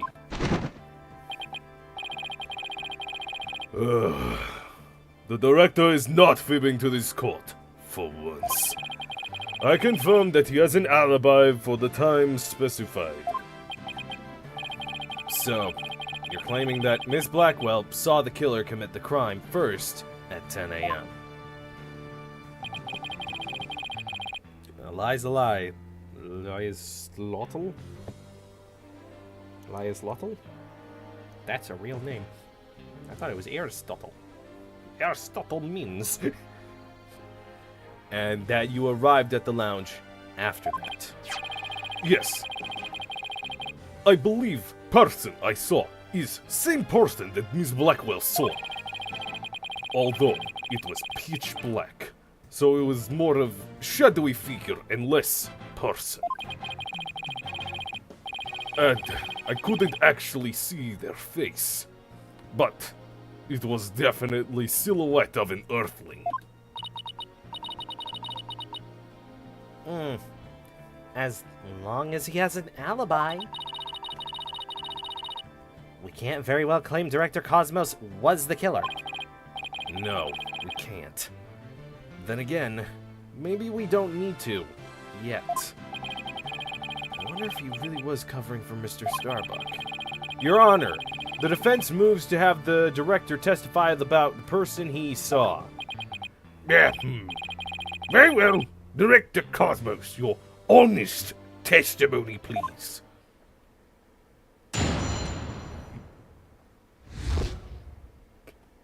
This is the case where you find aliens are real in AA universe, just like ghosts, and they blew up the rocket to stop humans from finding the secrets. I wouldn't be surprised. Shutakumi does have a meteor that makes dead people not dead, so space is in his mind somewhere. As I tried to enter a lounge, true killer inside fired a gun at me. I had to avoid getting shot. But when I tried to get another look, they had vanished into thin air. Wait, I just realized that puck said K on it. Does anyone in the series have a K last name? I'm not counting Knightley. That is just them. That's investigations. They don't really do stuff like this. But anyone other than him, Karma, Von Karma, that he starts with a V.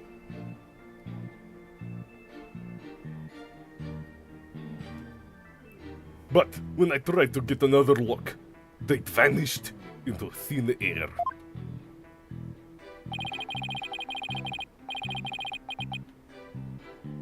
What was the question again? Does anyone in the Ace Attorney series, other than Horace Knightley, have a K at their last name? Because they just used the K that they normally reserve for, like, pucks of, like, where everyone was. They put a K on it to signify killer. And that just, but they use they use their last name as the first letter of the pucks around. And whenever it was that mystery person, when they were like over here in the control room, whenever they had a mystery person, they just had an empty puck. So I'm wondering, does anyone have a K in their last name? Shelly the Killer.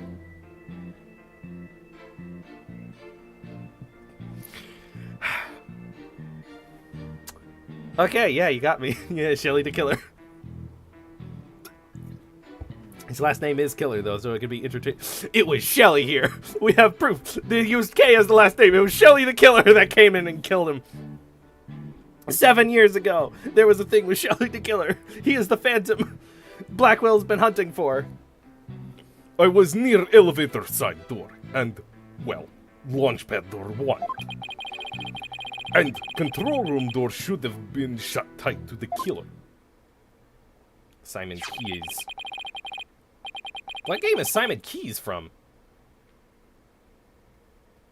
So, you were shot at by the killer as well, and then they disappeared.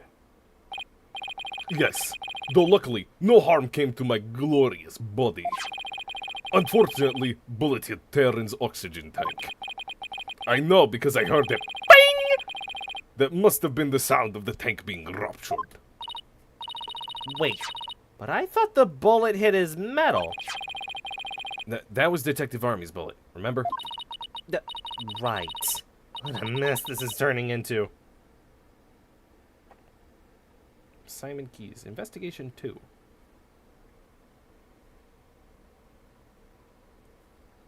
I don't remember that guy.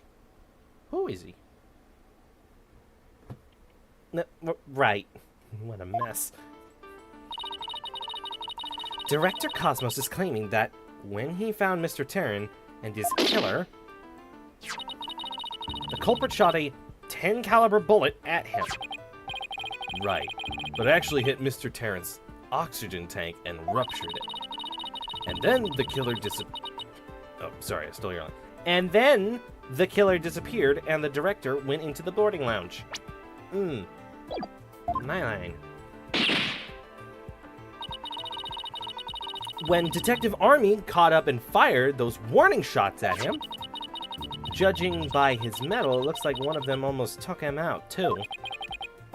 Good summary, but that doesn't explain where our mystery killer went. Very patronizing. Good job, Athena, but where's the evidence? I don't know. You just keep telling me to be cute, which is extremely Problematic for HR. HR is Trucy. I'm immune. I want out. I want out of this family. Unadopt me now. You can't. Europe doesn't exist anymore. All that exists is America. Why do you think we're going out to the stars? You are my least cute assistant. You have a very high bar. Damn it. Director Cosmos, I was wondering if you could elaborate on when the figure disappeared. I'm ashamed to admit I tried to hide myself when I was shot at. But when I peeped back into the lounge, real killer was gone. I rushed into lounge straight away to investigate. But what I found was Terran with knife in his chest. At Starbuck, out cold on floor. So, we have a culprit who vanished from a scene that had no escape. Where is it? Where is it? Where is it? Dang it! I don't have that as evidence. You remember those oxygen pods? What about one of those? They just never left until the whole thing blew over.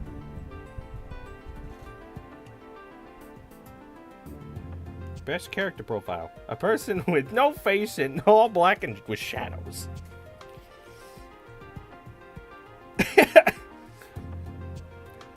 Oh, you rushed in straight away, Mr. Yuri, who loves his men?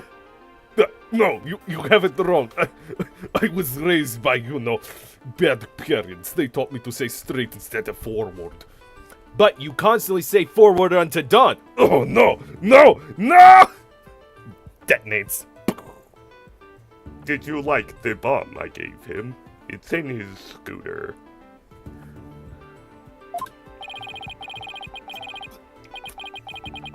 Vanished without trace.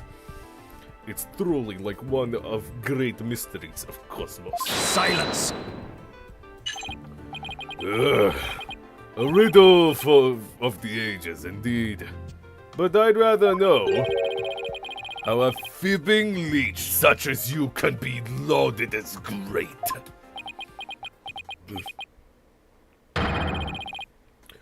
Great man is always misunderstood in his own time. But he must remain true to himself, even if those around him don't understand. Wow, that might be the first true statement he said all day. I made this bomb just for you. Ooh, woo. But how do you suppose this person managed to vanish so suddenly? Simple. Because he was Space Boy himself. When he was spotted by the director and Aura. Why do you say it so weird? Just to piss her off. I know she can hear me. She's one of the witnesses I called. You are an evil brother. I see why she hates you. You talked to her? Yeah. Oh no. He quickly feigned unconsciousness. That would certainly take all the mystery out of the idea of a vanishing culprit. I want a raise. And I want to raise an objection. But I don't have any counter evidence. Would I marry another anarchist girl? And only thing we can cook is doll. Just because it's called the Anarchist Cookbook doesn't mean there's anything edible in there except poison. You need more literature, doll. Go look at one of those, like, cooking yuris. They know how to cook. Director Cosmos, when you saw this person, did you also see Mr. Starbuck on the floor? No, because it was dark. It's black hole in there.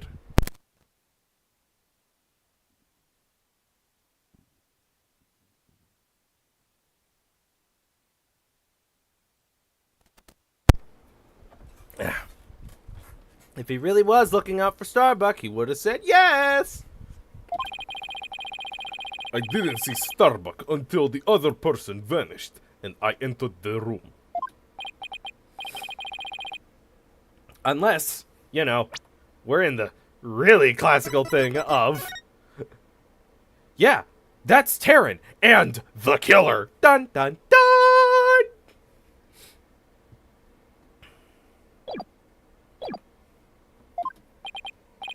Ugh.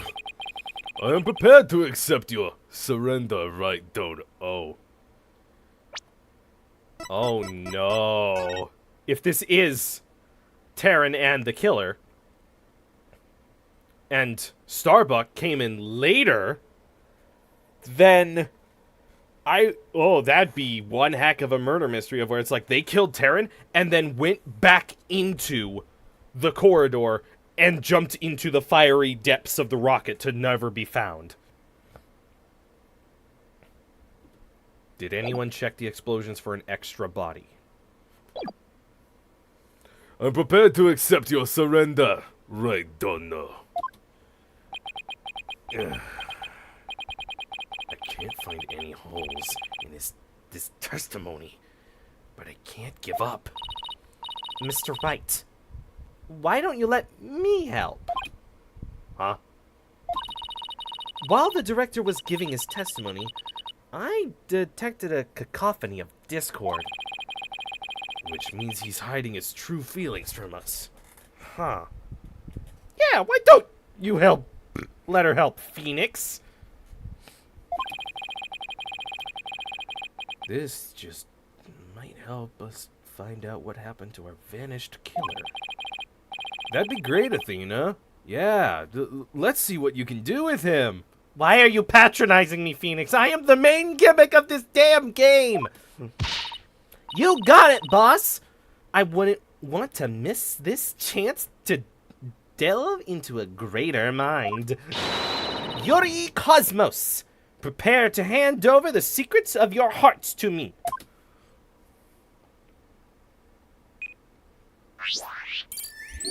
Hey, I recognize face. That is face of stupid droids we underpay. As I try to enter lounge.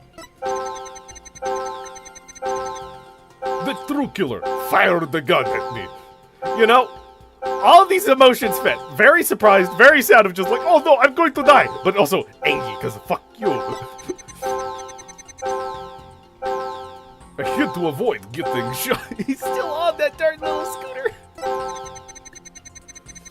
But when I tried to get another look, they had vanished into thin air. I was near the elevator side door. And, well, launchpad the... Hey. Hey, why are you sad here? Correct me if I'm wrong, but you seem to be afraid of the launchpad door. Great Lord Cosmos, afraid? And what basis do you have for that outlandish accusation? Whether I have any bias or not, basis or not, you seem quite distressed by it. Oh, I'm most certainly not. Director Cosmos! There's something about the launchpad door you're not telling us, isn't there?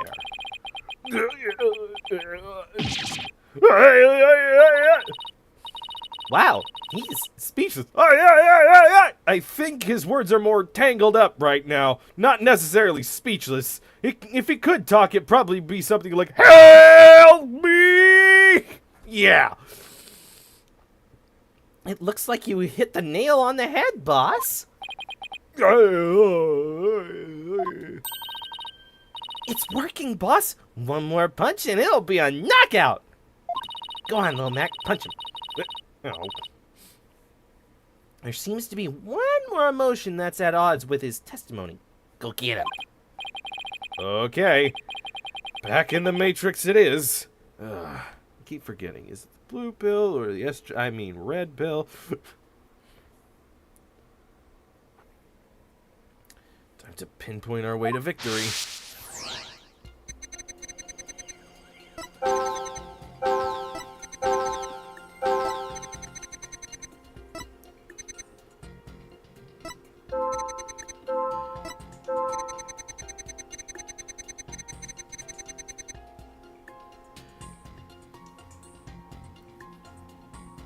The patronizing patriarchy.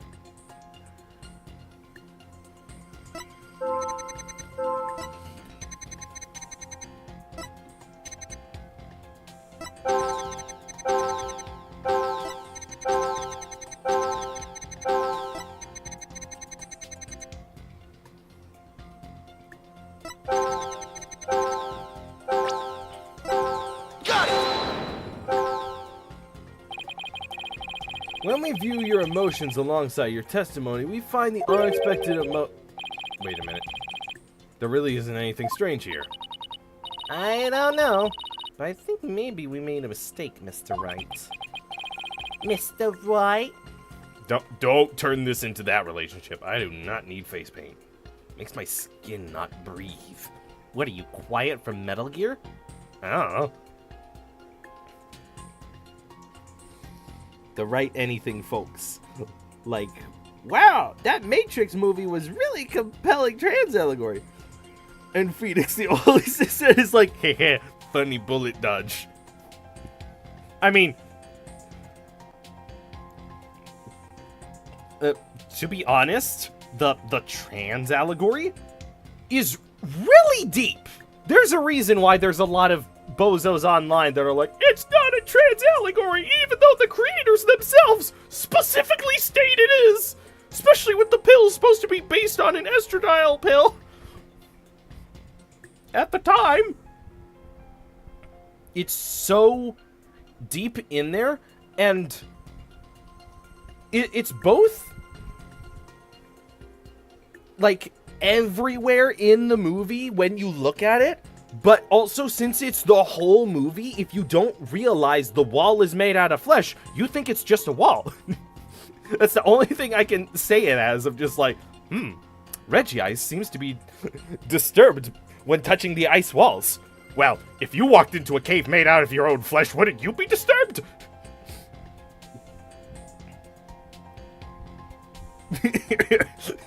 Alright, time for the pill. I hate the pill.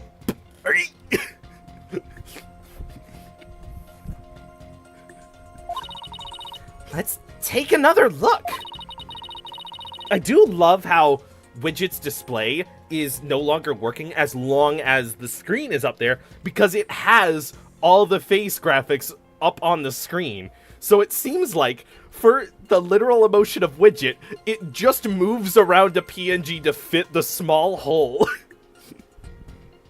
There must be an unexpected emotion here somewhere.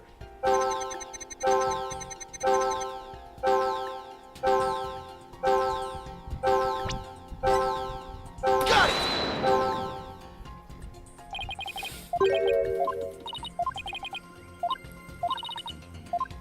So, yeah, I don't blame people for being, like, kind of, like, how is the Matrix a trans allegory? Because you gotta take the whole movie.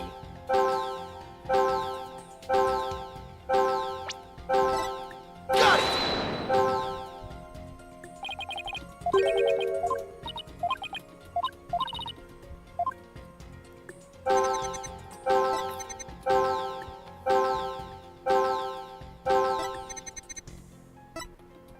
There isn't any emotions in here except the sad one. Or is this the first time it's like, oh, there's a lack of emotion here? Got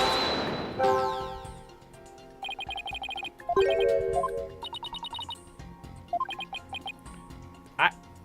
I can brute force it. There's only 2 more emotion spots left. Got it!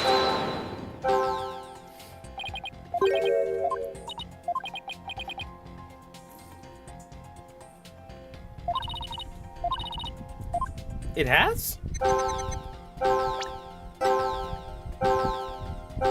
it! Oh gosh, it is a lack of emotion.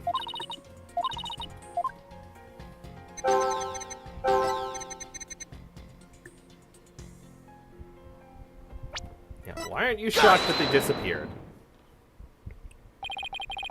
You must have thought it very strange that the killer vanished into thin air. I did. That kind of thing just doesn't happen usually. And yet, at the time, you barely registered any shock at the occurrence. What? Why are you...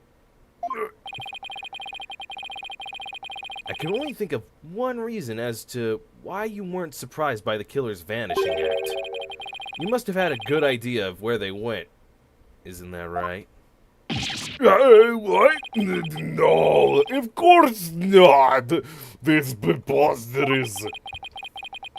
Only I can enter the control room. And the area beyond the launchpad door was filled with smoke, making it impossible. Do you mean impossible? Yeah, I said what I said. And as for the southern door, there was great... I was standing right there. So, there was nowhere for killer to run to. Maybe or maybe not. You went into the room to check on Mr. Starbuck and Mr. Tarrant. Yeah? What if the culprit took that opportunity to silently slip out through the southern door? I highly doubt it. As you recall, right after I entered the lounge, Detective Army came rushing towards it herself via the southern hallway. Anyone trying to escape through there would have been caught by her. And yet the director wasn't surprised by the killer vanishing. So, you're absolutely sure there was no escape route for the culprit to use? I'll just input those 2 pieces of data and... Yes! Just what I wanted to see! Presto changeo! Let's discard. What do we use in the meantime? Steam? They have a voice chat? Yeah, they also have stickers. That's what those are for? What? Were you just collecting them from every event, not knowing what they were for? Kinda. I like the funny little cactuses. Oh my gosh. Looks like we're on the right track. Thanks, Athena. Now to make sense of what we've learned. Director Cosmos wasn't surprised that the culprit suddenly vanished from the lounge, which points to the possibility that he knew where the killer had escaped to. Furthermore, talking about the door to the launchpad made him uneasy. In other words, he's probably hiding something about Launchpad 1's door. When we put these two pieces together, only one solution to this— oh no.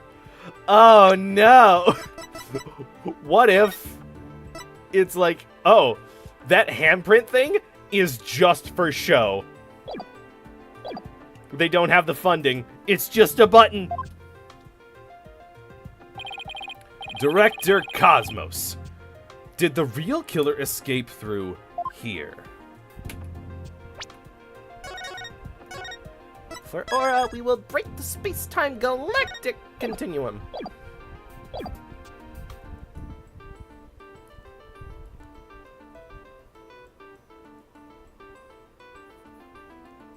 I feel like they're saying the door.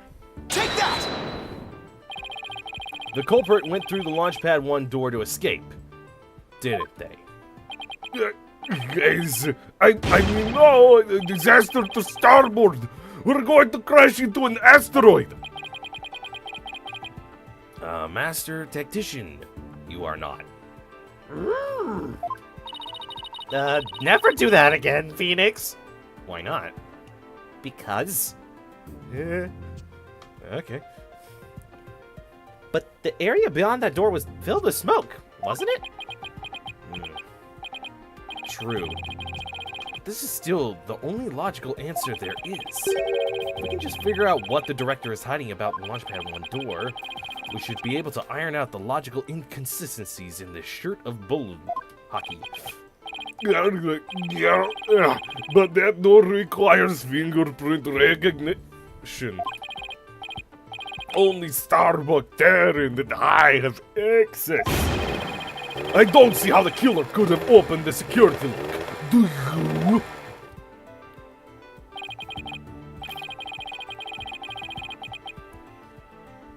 That's an easy one. The killer was right there in the boarding lounge, meaning there's a way he could have easily gotten past that security lock. Come to think of it, we did examine the prints on the fingerprint recognition device. I propose that the killer used this person's fingerprints to get past the security lock. The only prints were clay. Take that!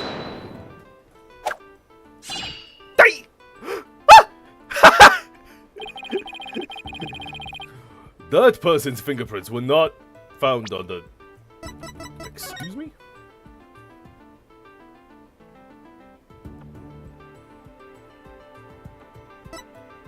No. It says Starbuck. Whoops.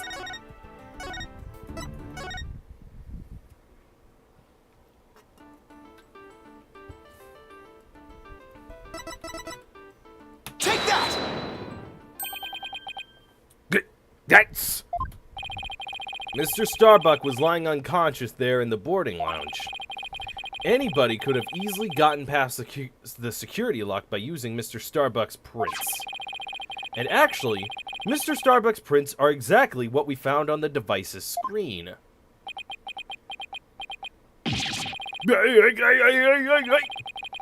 looks like he does have something to hide about the Launchpad 1 door. And I'm betting it's got something to do with the culprit's escape route. But I don't have enough information to see the whole picture yet. You know, something just occurred to me, which means if it did occur to all of you, you're dummies. Would you like to hear it? Huh? Oh, yes, by all means, Your Honor. There's a security camera in the boarding lounge one. Right, the one that recorded the victim and the defendant. What about it, Your Honor? If the true culprit escaped into Launchpad 1 corridor, then that might be recorded on the security footage as well. Then the mystery would be solved. What do you think of my logic?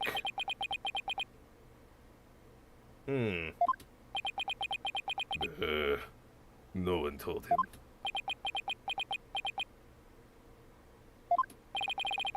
I hope you didn't strain your facilities too much for that, your boldness. I beg your pardon, kid. Look, if we play the security footage beyond this point...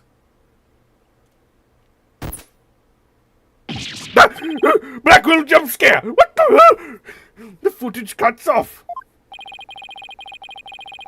The camera was running on backup power, but apparently the power cables were damaged.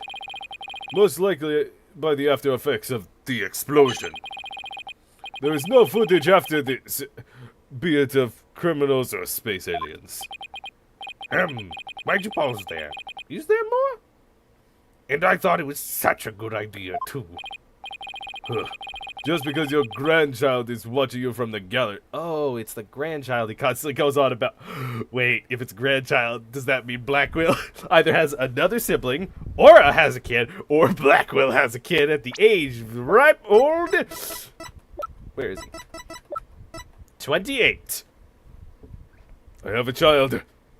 He's deep into American history, not the glorious Japan and samurais.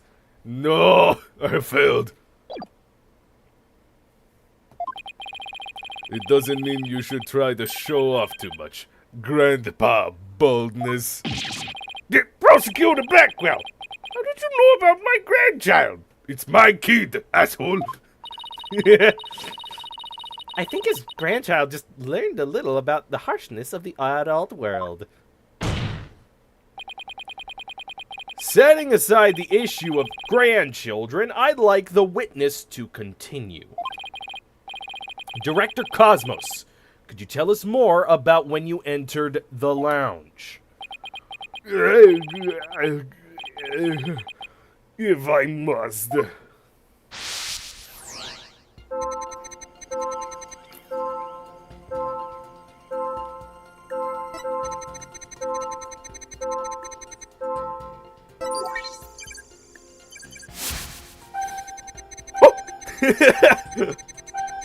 Who's that? Ah!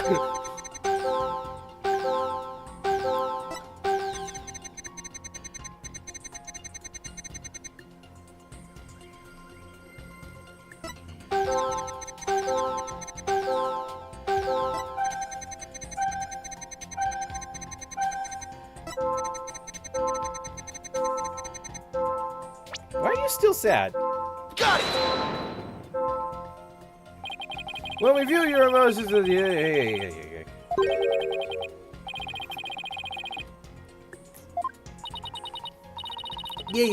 Go.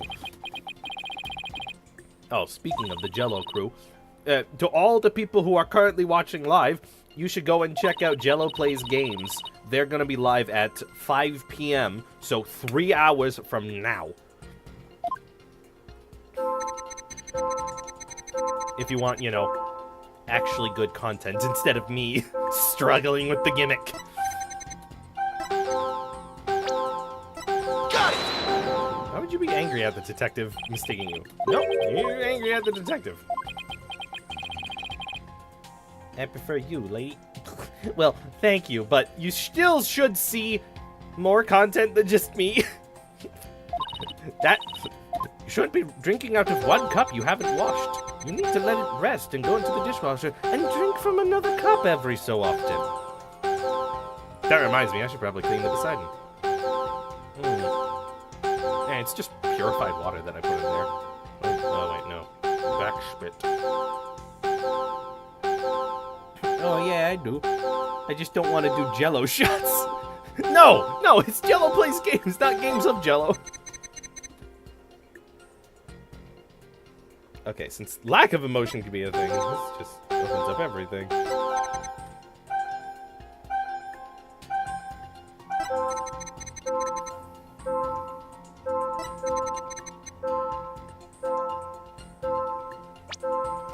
Why are you no longer surprised? No.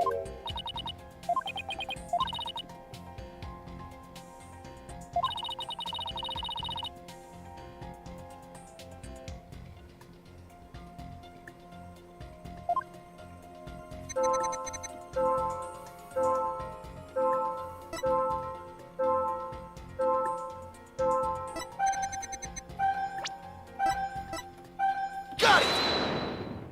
What? That's it? Him being shocked that someone else showed up? What? Director Cosmos. Why were you so surprised when oh, with the intensity. I always forget there's intensity as well. Why were you so surprised when Detective Army found you? And again, when she fired? Isn't that a bit unnatural? Unhuman, if I may? I am alien. I have studied your movies. I have learned to talk your way. I even brought some eggs from my planet, disguised as an asteroid sample, and yet you humans keep meddling with it. Phoenix? Phoenix? Phoenix! Ow! Oh! What? What? What's going on? You fell asleep. Cosmos went on this huge monologue. I thought he turned into an alien. No.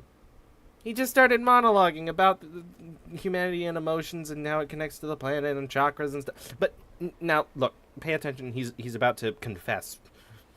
You're lucky you didn't get to hear all of that. Sadly, even great men, such as myself, have ordinary human feelings. Our bodies are bound by forces of gravity and emotions. It sounds like he's repeating from your description. He is! Even a great man, such as myself, experiences surprise on occasion. Yes, I'm sure you do. But my real point is not the fact you were surprised, but rather what you were surprised by. Pardon? First, you were surprised when Detective Army found you in the lounge. And just after that, you were of course again surprised when she shot at you. So there was 2 ways to get here. Great. But considering what you were surprised about, a strange phenomena occurs here. Director Cosmos, what is strange about your surprise reaction is the fact you were...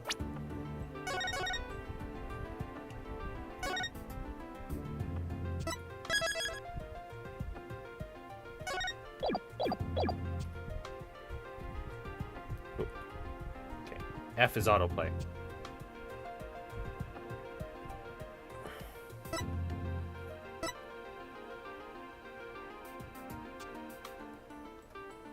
More surprised when Army came... Yeah.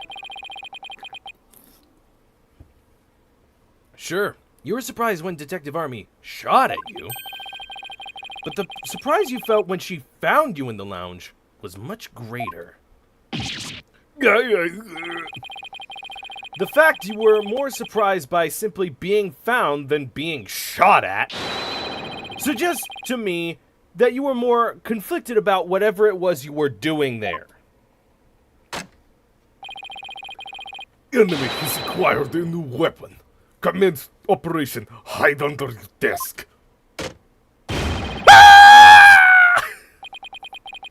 Please tell me I finally sunk his battleship. Nope! Gotta still deal with me, fuckers! Boss, I'm getting less Discord now. That must mean... Cut it, Athena. He really is hiding something about that launch pad door. Why won't you let me have fun, Phoenix? Because we're already in the second to be continued. Don't you mean we're after the to be continued? I am the one who speaks. You shush. I am the gimmick. You bow! And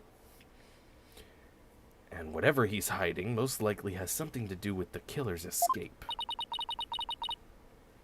I wonder what it could be. If he was doing something suspicious around that door... Also, it just occurred to me, she has little moon earrings. Apollo is representative of the sun. And Trucy wants to be a star? I don't know.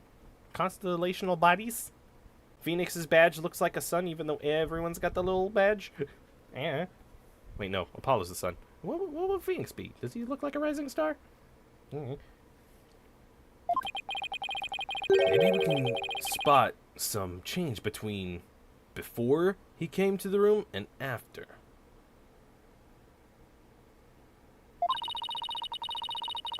Detective Fulbright gave us a photo taken after the crime.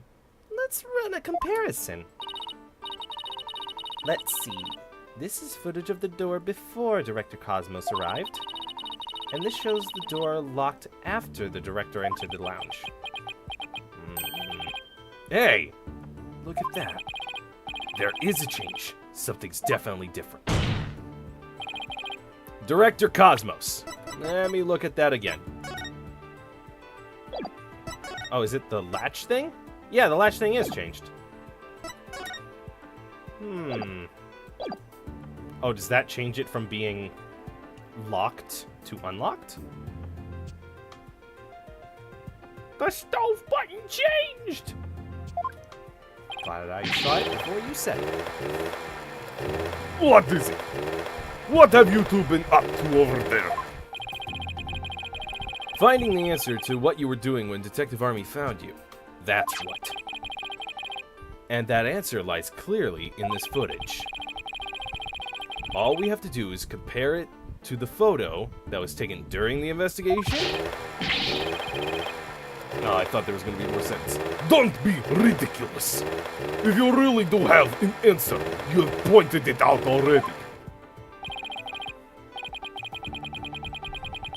He's asking for it. This is what changed directly after the incident. Yep, there goes my YouTubes again.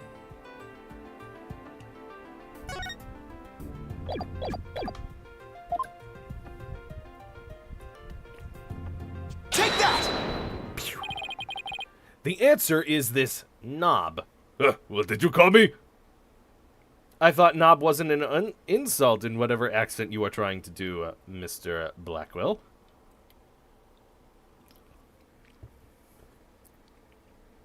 Yes, but as a certain halfling told me, other words can have other insults as well. He was an inmate. Very small in stature. Said he was only 27 with 3 kids. Named Chilichak. He was a master lockpicker though, and they couldn't hold him in the cell for long. He said he had to get back to his kids. How did you learn that? Isn't he super uptight about that? I am the guy who does with the brain stuff. He told me because I am braining him. Oh. What a lame excuse. His name was Quandale Dingle, and he... That's... Your Honor, please take a look at this footage. Let's see... Take a look at the knob next to the launch pad door. As you can see, it's horizontal. Yes, it is, isn't it? However, when we investigated the scene of the crime yesterday, the knob was vertical. Judge, what's horizontal? Yeah, okay, how to think of it is, you know the words horizontal and vertical. And so, to figure out which one means which, horizontal is you take the H and it's the bar in the middle. And with vertical, it's like the V is pointing down vertically. Oh, I think I get it.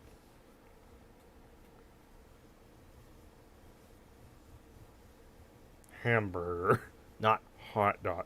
What? Are you... No, don't go to the head injuries. No. And, what does that mean?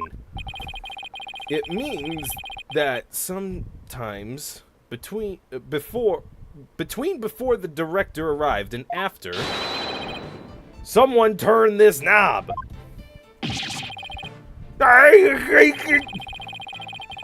After the scene was discovered, you were the only one who could have turned the knob.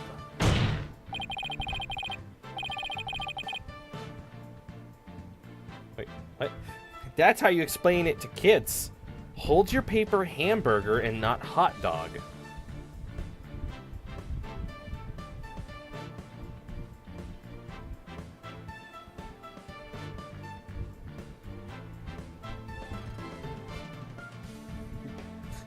What? Alright, what you're gonna want to do is you're gonna want to do a pizza. You don't want to do a french fry, because when you french fry, you fuck up. Hamburger wide, hot dog long.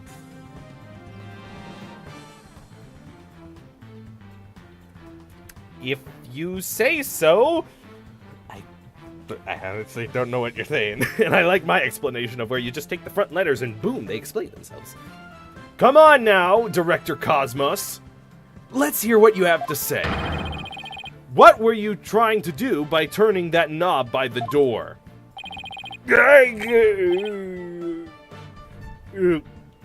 Fine, I'll admit it. You're right, I did turn the knob. Knob is a safety lock meant to keep Launchpad in place. I was afraid there'd be more explosions, so I wanted to move Launchpad away. You wanted to do what? Hey, didn't Ponko tell us something about how they prepared for launch? She said that once the launch pad once the launch pad's fully assembled, it moves to the launch site.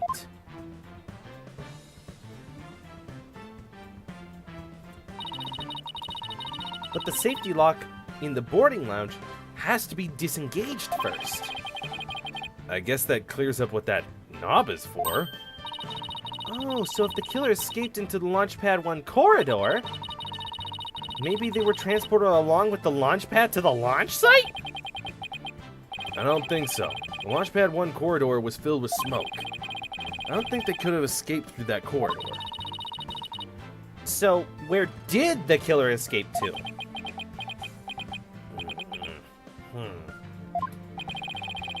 I guess there are still some things we have yet to uncover. Director Cosmos, I request that you tell us about moving the launch pad in more detail.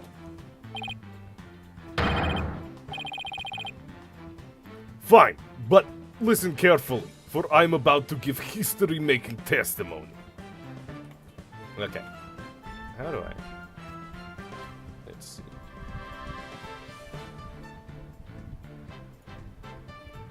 Hey, doll, guess what? You now have little shield.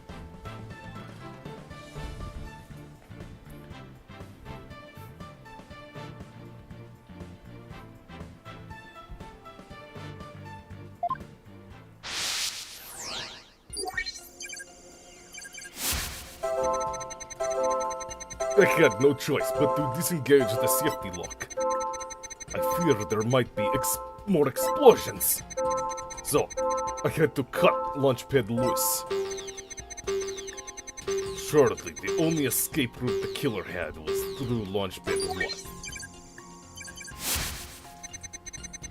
But that area was a sea of smoke. I bought this bootleg copy of Pokemon Shield. It's really small. Oh, wait. Right. On Twitch, it's a shield. Here, it's a little wrench to whack people with. Why do you need a hammer when you can use a wrench to fix their attitude? Confound it! Confound it! Where on earth could they have gone?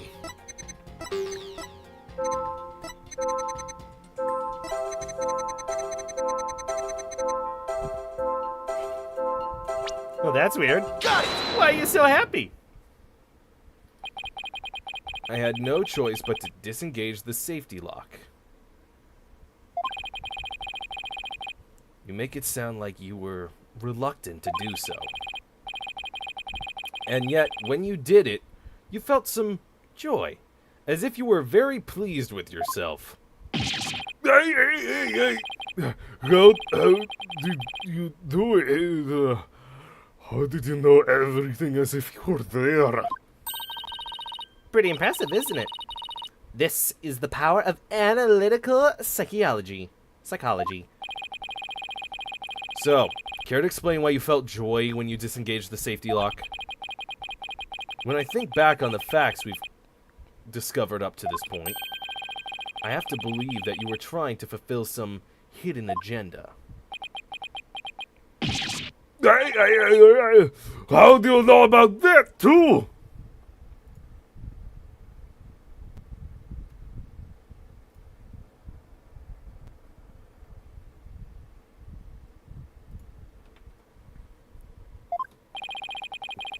Because I'm more or less a pro at guessing. Look at his face when his eye is open.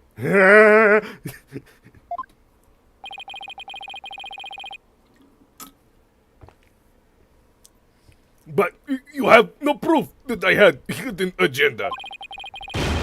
And even if I did, I would never, ever tell you. So there! I know they say people regress as they grow older, but you, sir, take the cake. Ah, my cake! Sorry, he outdid you. Damn it! And how could you doubt a man with such great intensity, intelligence, and integrity? Thanks for crediting Athena, Phoenix. Just like real Spacefarer, taking the credit from the women behind it. Oh, yeah. That's not just Spacefarer. That's just... stuff. That's just stuff. That's just life. In not even America, on Earth. Silence. Blackwell hasn't talked in a while. You, a man of integrity, don't make me laugh. Yeah, but Prosecutor Blackwell. What came over him all of a sudden? You've spouted nothing but falsity since you stepped up to the stand. Aha! Correction. He didn't actually step up to the stand. He wheeled his way here. You're not the kind of man that will be glorified in the annals of history. Not for greatness, anyway. Wait. Anyway, unless you consider greatest barefaced liar in honor. Liar! No. His words bite harder than his blade.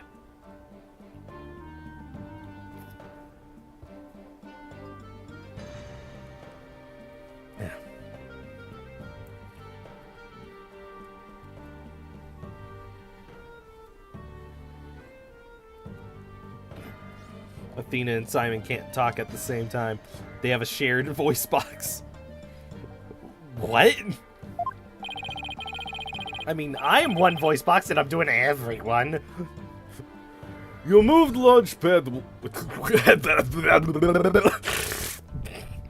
Ugh, what the fuck was that? Okay, you moved Launchpad 1 after the explosions. My, how naive are you? You fail to realize how even the facts themselves have betrayed you. You know, just a thought, but modern English can be your friend.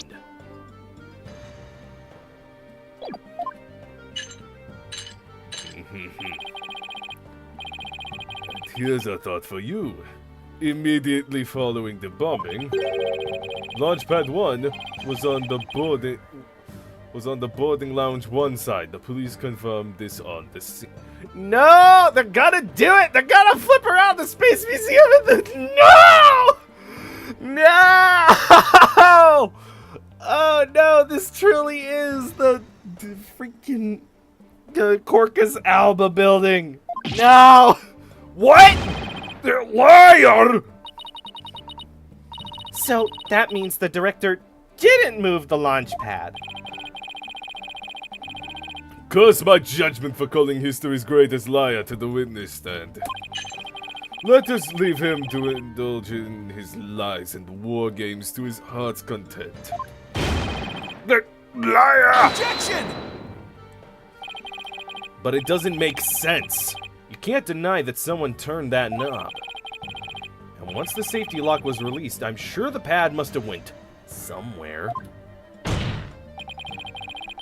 If we chase down the truth of this issue, we might just find where the killer escaped to. Ah!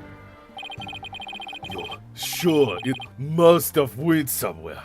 We just might find out. Your arguments are nothing but conjecture, bluffing, and wishful thinking. Stop chasing your fantasies and see reality for what it is. That's cute coming from a guy with your voice. Or are you not man enough to, boy? Ah!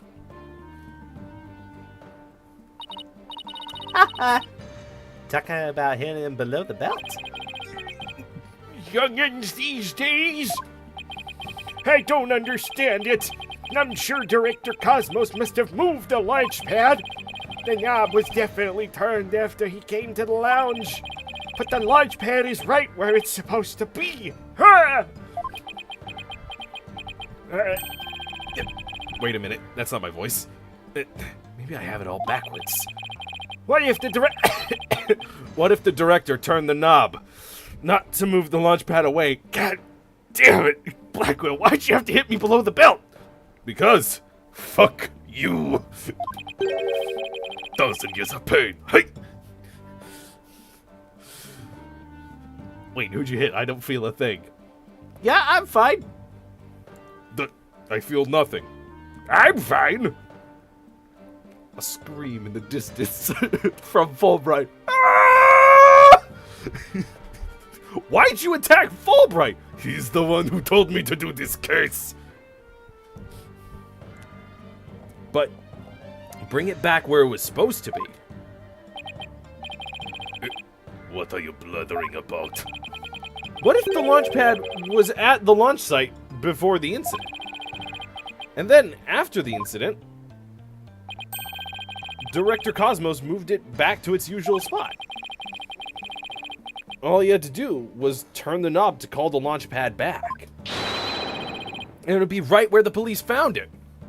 How did they get off the rocket, smart guy? Aye!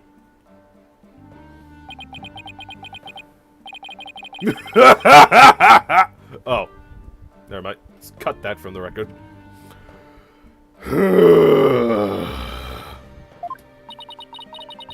You made him sigh like Mr. Starbuck.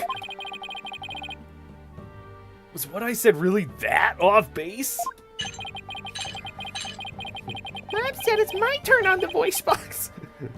But it's written out because they're on the voice box. Just scribble. Or they send the bird over and goes, Rah! My turn. Rah! Mom says it's my turn. Rah! back in the day, Court was just punching each other in the crotch until one falls over. That's why every argument has to have balls. It pains me to have to explain how wrong your own logic is to you. However, I never said I was using logic. what do you mean? There's only one man in the world who can use logic. Miles Edgeworth, motherfucker, you stole my logic. Our greatest liar turned the knob only after he discovered the crime scene. Indeed, the pad existed beyond the lounge when our astral wonders made their escape. A fact that has been recorded for posterity on filmless film. Ah, right. So, to reiterate, stop chasing your fantasies and see reality for what it is, boy. Hey! Get a grip, Mr. Wright, and focus! We know the launch pad must have been moved. But our deductions and the actual facts of the case are in direct contradiction with each other. Back in the day, we did an exorcist on a trial on Maya to get Delilah's spirit out of Maya. What?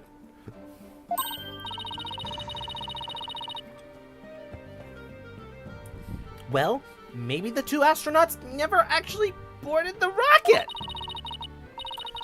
The footage could be fake, taken with body doubles after the incident or something. On second thought, that's too far-fetched. Even for me. With my favorite Pokemon being... Klefki. I thought you were gonna say Farfetch'd. They're my second. Why Klefki? Widget!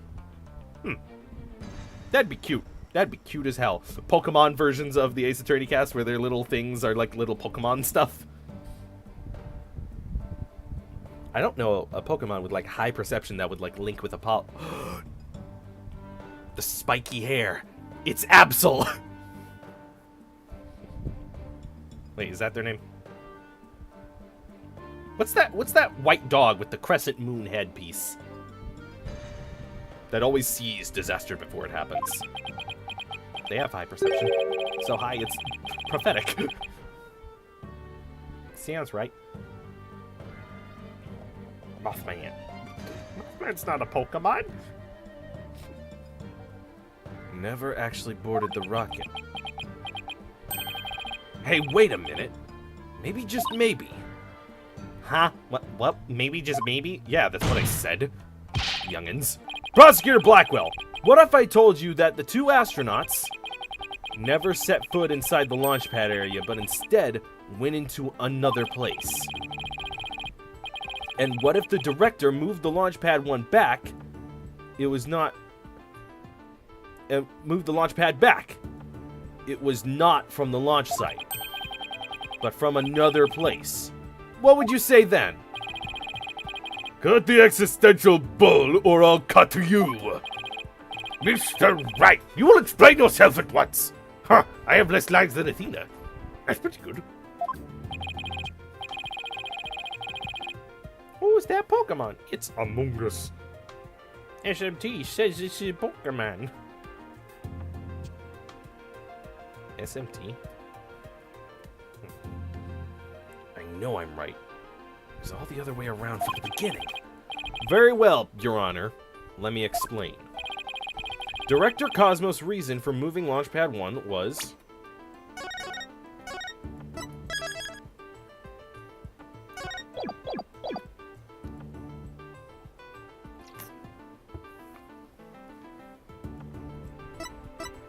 Oh.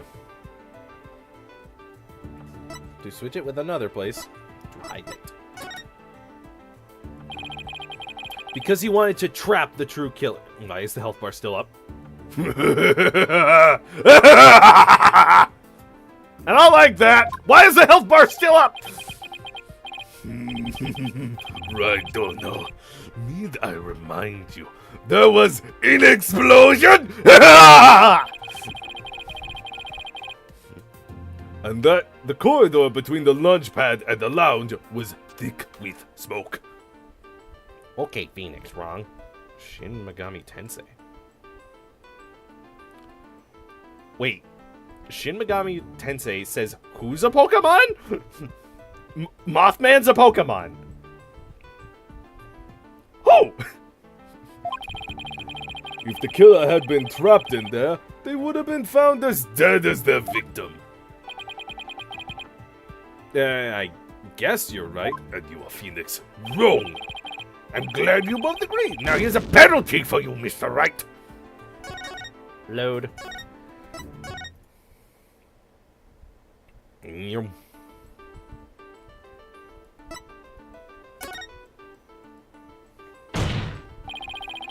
Because he wanted to switch it with some other place. I'm sorry, but did you say switch it?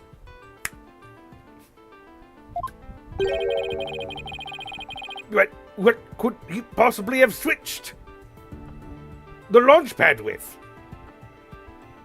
Also, now I'm extremely curious. Oh wait, I see there's a track on the side here that goes around. Maybe that's where the corridor ends up? Because where does the corridor detach from? It obviously can't be the building to go inside, because that would take up too much room. And it can't, like, go up or down because it's too long to hit the ground or hit the ring. And it kind of looks like it's not really attached there. It retracts. Get better art! Do you see these lines here? This is obviously AI bullshit. This is all fake. Gosh. I am not excited for games that come out these days because it's like there's so much AI garbage. There are worse words I can use, but I don't want to use them right now. But AI garbage that are filling games, concept art, and actual product. It annoys me that everyone's flocking to this generative AI stuff, even though it's actively killing everything around it. It's killing the money around it. It's killing the energy around it. It's this black hole of death that no one seems to notice except the people who aren't involved.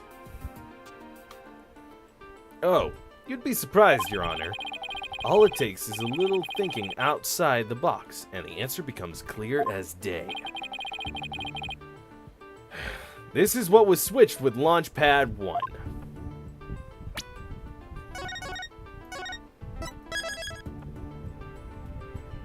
Oh, hey, the whole Destiny was released in 2013. 2013? Yeah, I know it's released before AI was really a thing, but I was making a, current day joke. But then it got me into a rant. Take that! Launchpad 1 was switched with the Space Museum. In the past, the Space Museum used to be Launchpad 2. It has all the same features as Launchpad 1, and can even be moved to the launch site. Meaning the Space Museum and Launchpad 1 can also be switched with each other. You can't mean... The rocket the astronauts boarded was not the one in Launchpad 1. It was the one in the Space Museum. What? Bold dash! And yet, it's the only explanation that accounts for every riddle and inconsistency. This is how the Space Center was just before the incident. I see Launchpad 1 and the Space Museum have already switched places? That's right. And with the two sides switched like this, the astronauts entered the Space Museum and boarded from boarding lounge 1. This allowed the true killer to enter Launchpad 1 from boarding lounge 2 and set the bomb on the rocket. Come to think of it, the door to the Space Museum from boarding lounge 2... Welcome, welcome! The Space Museum is open to the public every day of the year from 9 a.m. to 7 p.m. Exactly. Anyone could pass through those doors to the Space Museum. There's no fingerprint recognition system on that door. In other words, with the two launch pads switched like that, someone other than Mr. Starbuck could have easily planted that bomb. After setting the bomb on the rocket, the culprit snuck into boarding lounge 1 and waited there, concealed, in order to kill Mr. Terran when the two astronauts emerged from the Space Museum.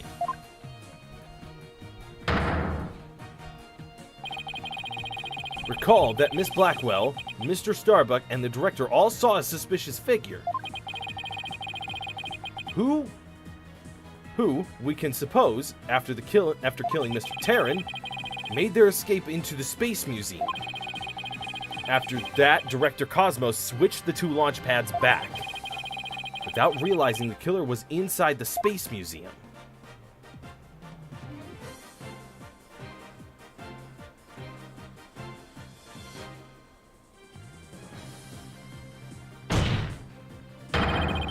The killer then left the Space Museum and made a clean getaway. Right, Dono. I see you know how to handle the sword, and handle it well. Perhaps I should call you Swordmaster Bluff. I'm a seasoned warrior who has cut down many a prosecutor. Silence! But unless you can prove your theory, it's no better than a rusty sword. That's right. You have no proof I switched launch pads.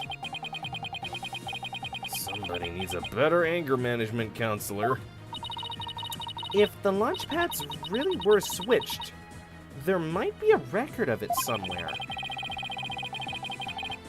At this point, Launchpad 1 and the Space Museum were switched with each other.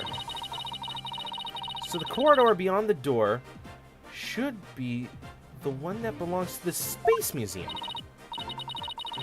Let's see if this... Let's see. This is an image of the Launchpad 1 corridor. Do you see anything different when we compare it to the security footage? Oh, it says 2. Right there. Gosh, I feel like an idiot. That's been there the whole time. Wow. Huh? That number on the floor. Okay, but this does also prove that the things were tracked into the rockets. The rocket pads. Because if the number stays consistent with whichever launch pad it is, that means it doesn't go into the building. Well, what do you know? It looks like we have proof after all, Prosecutor Blackwell. And if this is just another bluff? Oh, don't worry. It's all right here. Right in this footage. Proof! Beyond this door is the corridor to the Space Museum. Very well then. Answer this for me. If you would. What in this footage proves that the corridor belongs to the Space Museum? Go on, get...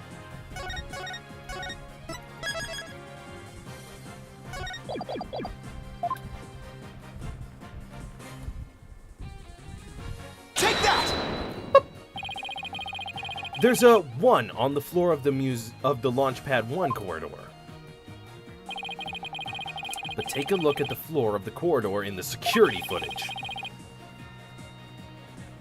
Do you see the number on the floor behind the astronauts?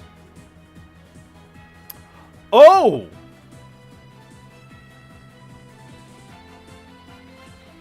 Wait a minute. Didn't they say this probe was in the museum? But just hadn't been... No, wait. They said it was in Launchpad 1. Someone here is trying to fake a rescue mission. Because there's no smoke. And this is corridor 2, when explosion happened on 1, which... There's a big thing going on here. It doesn't look like a 1, does it? That's because what you see is actually part of a 2. What? Arabic numerals in America? Ugh. Why are you looking at me like that, Phoenix Dono? Isn't it supposed to be right, Dono? You're messing up your lines. Why? Is it a 2 and not a 1? That's because the corridor you see is the one to the Space Museum. Corridor 2 is no smoking area, please. Ichi-ni-san. And so that means the corridor in this footage was not filled with smoke. That's right. Because the explosion didn't occur in the Space Museum. The explosion occurred in Launchpad 1, on the opposite side of the Space Museum. And now that we know the 2 astronauts escaped from the Space Museum, the mystery from the previous trial of how they got down the ladder is cleared up. Mr. Terran, carrying Mr. Starbuck, simply took the elevator from the upper level down to the middle level. Just incredible. The 2 launch pads were actually switched. But you'd think someone would have noticed an event of this magnitude. That's why they blew up the main building, so no one would notice. They were all in a bunker. Also, what does Ichi-ni-san mean? I don't know. Why are you making me say words? Chat is a very dangerous thing. They make me say words I don't know what they mean.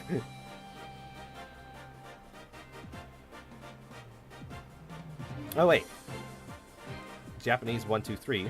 So does that mean san ni ichi is 3, 2, 1?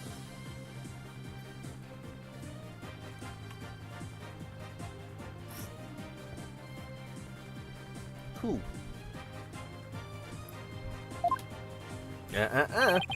Everyone was down in the basement shelter when the launch pads were swapped back.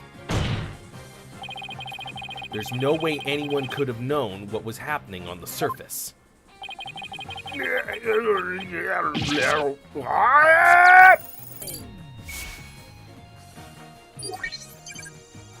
No smoke.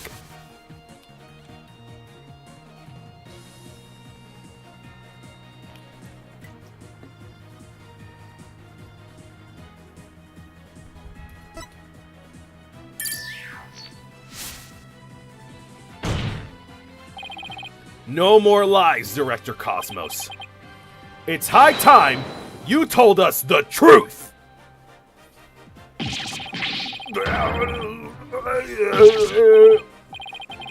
My honor, my glory, galactic ignition, what?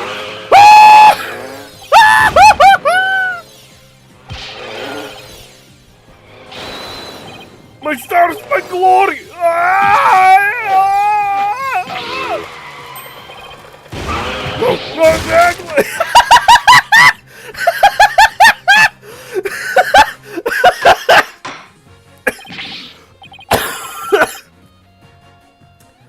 I thought the doors were gonna, like, swing open! Not that! Oh, now I'm lightheaded. Oh. I gotta get out of here, man! But bailiff! On your steed and after that witness! Looney Tunes holes.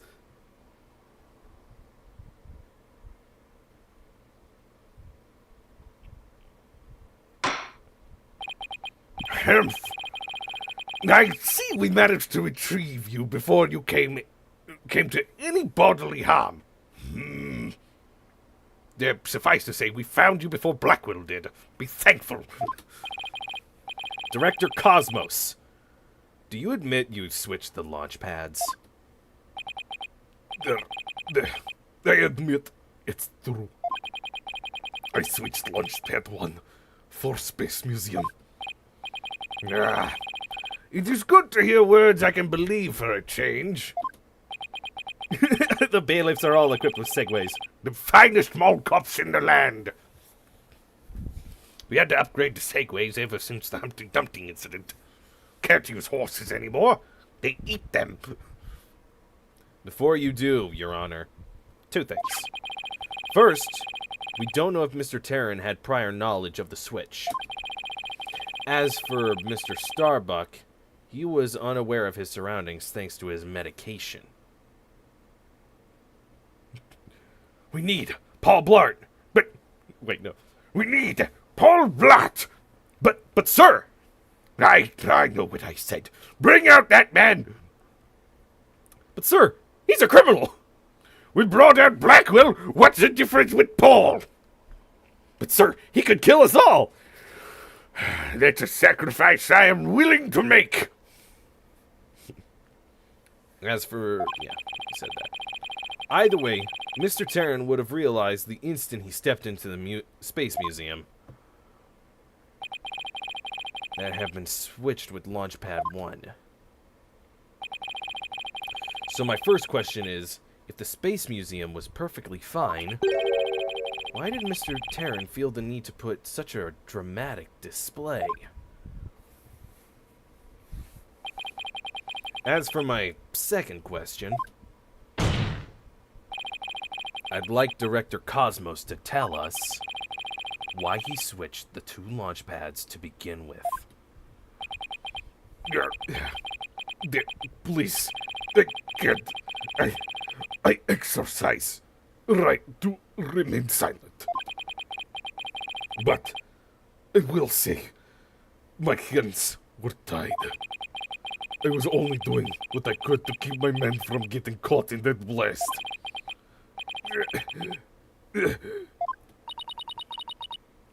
The director is terrified. He must have one heck of a reason for not wanting to explain why. Probably not a good time to try to pry it out of him. Excuse me.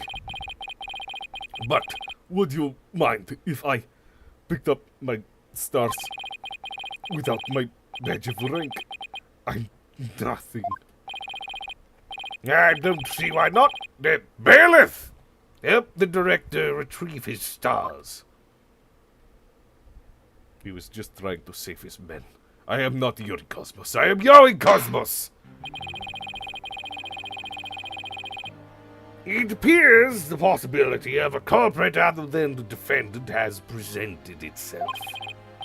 Mr. Starbuck, is there anything you'd wish to say? I don't get it. Yeah, don't get it. What don't you get? Director! Why did you do all that? From the very beginning, you never meant for the launch to go ahead, did you? You tricked us! Mr. Starbuck. Starbuck, my boy, I'm sorry. I can't tell you reason why.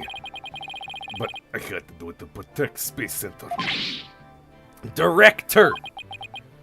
Will I ever get the chance to go into space again?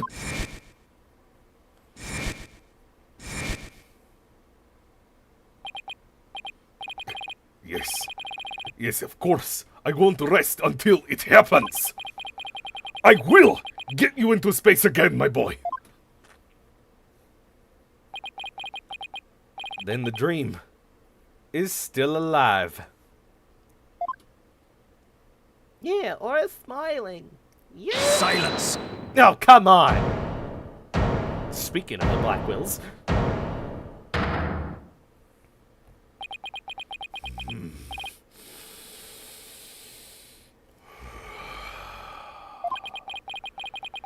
You are not going into space, Starbuck. But prison. I won't have it any other way. why are you so hung up on him? Yes, I accept that the launch pads really were switched. And if there were a third person at the scene, I suppose they could have escaped. But I have yet to see proof of this third person's escape via the Space Museum. Oh, that's a good point. Oh, dang, he's got it under his thumb again. He's right. I don't have any proof. Oh, is the prosecutor is biased in the case? Starbuck, you will spill everything you know. What? Me? Hey! Oh! Where did you get those bombs? Tell me now! If you don't, my blade shall feast on your blood! If I'm gonna die, I want to die in space. I have to do something. Solomon Starbuck! Prepare yourself! Oh, he's serious.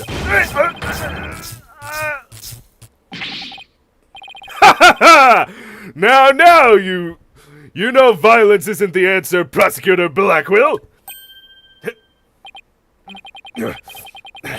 Annoying. A cheerful laugh. Other than...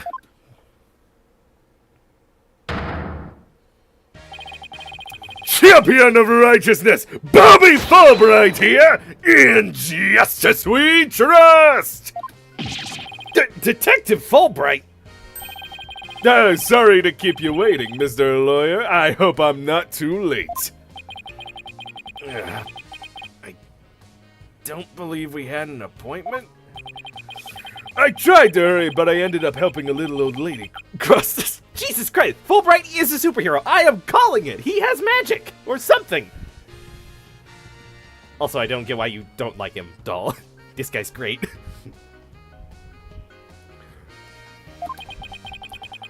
And then I had to break up a cat fight.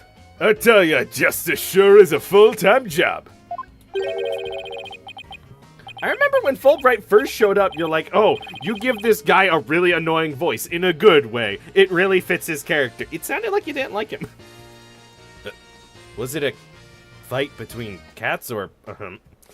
why are you here again? Because the defendant isn't the culprit, and I came to make sure that justice is served.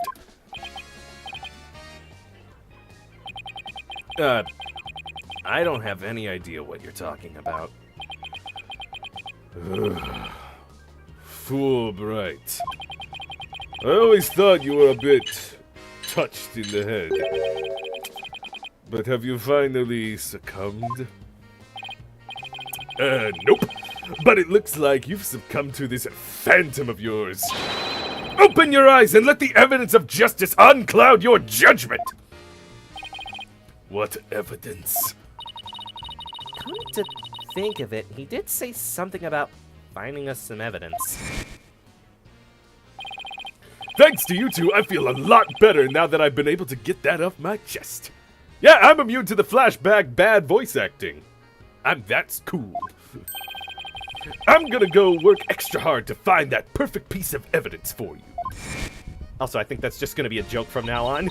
I like the idea of flashbacks just get worse voice acting.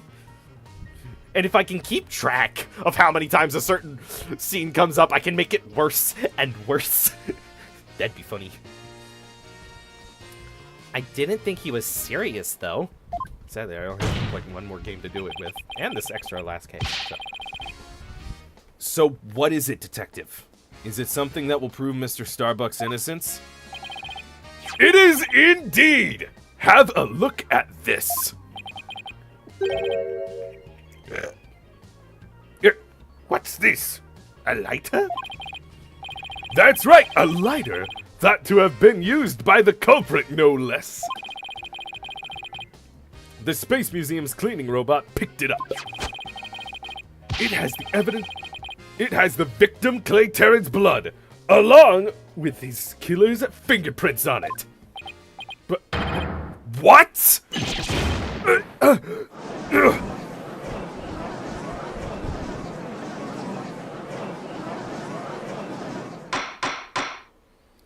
Order! Order!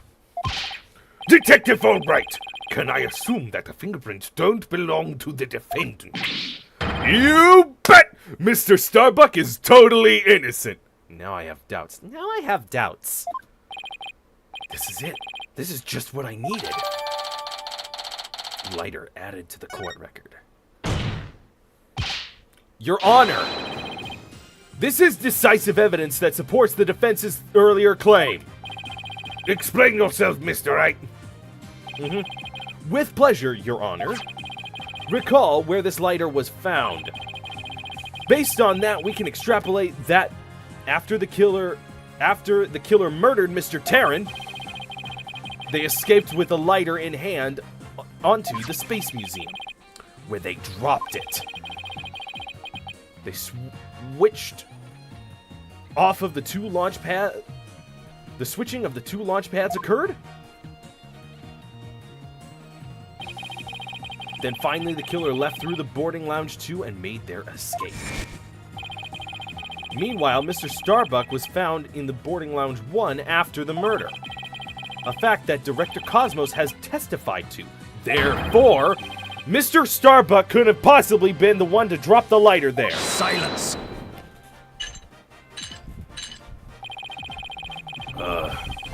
But the defendant had free reign of the area until Director Cosmos appeared. Getting a signal from beyond. I really don't know how that sounds over stream.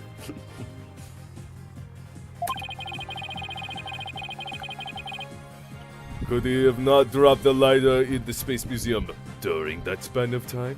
Objection!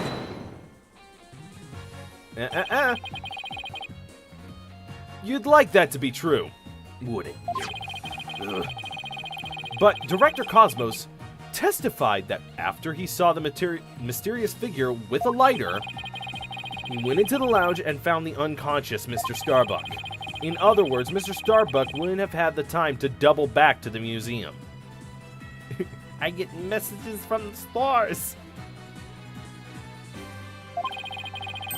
No, Prosecutor Blackwell. This lighter could have only been dropped by the real killer.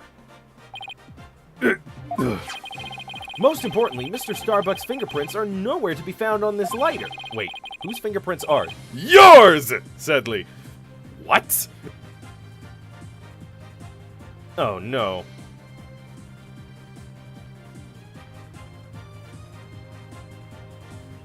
Is that Apollo's lighter? It was Maya Fey! I'm the new lovable idiot here. Maya is guilty. I think you understand what this means. Don't you, Blackwell Dono? That's my line. This piece of evidence unequivocally proves that Mr. Starbuck wasn't the culprit.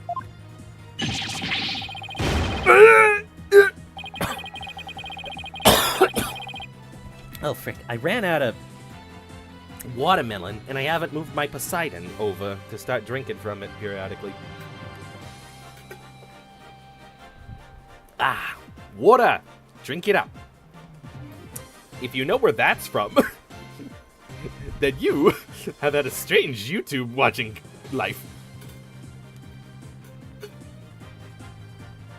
Water. Buy it. Nah. The phrase is just, water. Drink it up. Bizarre. This does indeed appear to be decisive evidence that proves the defense's claims. As for the remote switch that was found in Mr. Starbuck's pocket, we can assume it was planted by the killer on the unconscious Mr. Starbuck. Water. What are you waiting for? Drink it up. Oh. There must be some mistake. Frankly, Prosecutor Blackwell, I've been worried about you. You've been chasing this phantom for 7 whole years. I understand your urgency because tomorrow... Silence!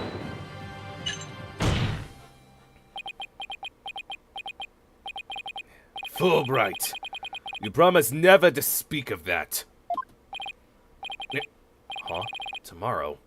What about tomorrow? Given the body of evidence, I think it's safe to say the defendant is innocent. In light of the fact that it was impossible for him to have committed the murder. A few unanswered questions remain, so I look forward to seeing what you two uncover. But for now, this court finds the defendant, Solomon Starbuck, guilty. Get ready for the real shit! Oh boy.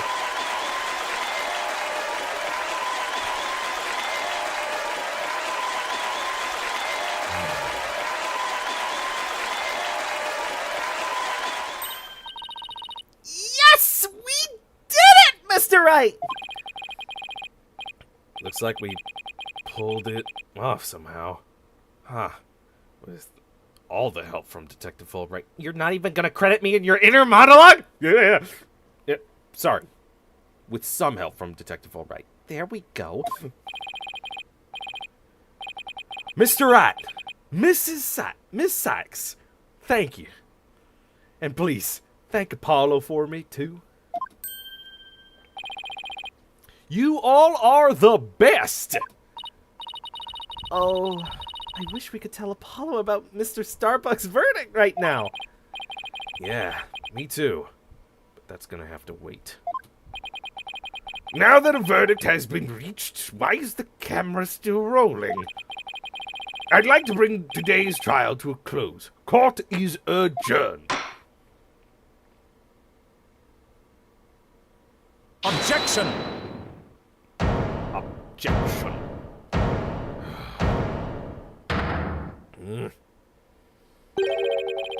It's too late to object, isn't it? Technically, we've done that before. Oh, yeah. And besides, it's Blackwell. He has his finger around the judge. Oh, yeah.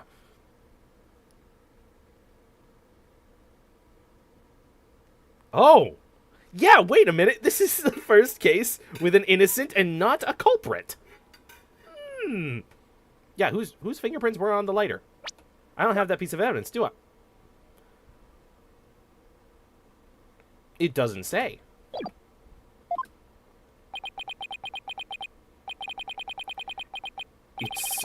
It simply isn't possible. Something's wrong. Prosecutor Blackwell? What happened to your voice? Are you dissatisfied with the verdict? Fulbright! What were the results of the fingerprint analysis for the lighter? Huh? The results?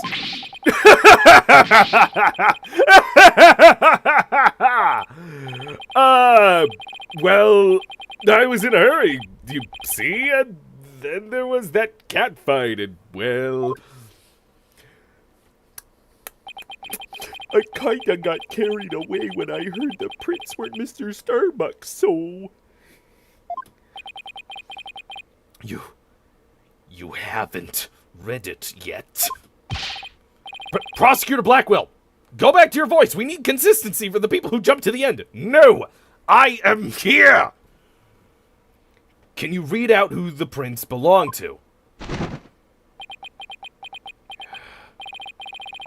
Upon thorough analysis, the fingerprints were found to belong to Athena Sykes. So says the report. What? What? Huh? Me? Good for Athena. That's why we couldn't have you as the main character. You're a liability. Order, I say! Order! Miss Sykes! Tell me you have an explanation for this.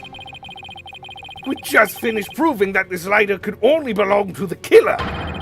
So finding your prints on it can only lead us to one grave conclusion. I don't know what they got on there, but I know I'm not the culprit.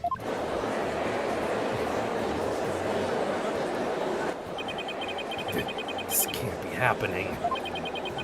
We built up our argument piece by piece. I don't think any of our reasoning was faulty. So how could it have led to this? Lighter updated in the court record. What have I done? Please forgive me! I'm sorry! Order! Order! Detective Fulbright, stop your crying! What in the world is happening here? It's like the world's gone mad. Apollo will be avenged at the cost of Athena. No! Order! Order! I will have order! Damn it. I really wanted it to be like a super awesome moment to show the judge's authority of him saying that, and it stops. Confusion spiraled into utter chaos. After all we fought for, the truth had turned cruelly on us to accuse Athena of the crimes. This is the chaos in court games. Remember the intro anime of the bombing? Good times, yep. Somewhere, somehow, everything had gone terribly wrong. We had stumbled over the edge of reason and into the jaws of a twisted darkness.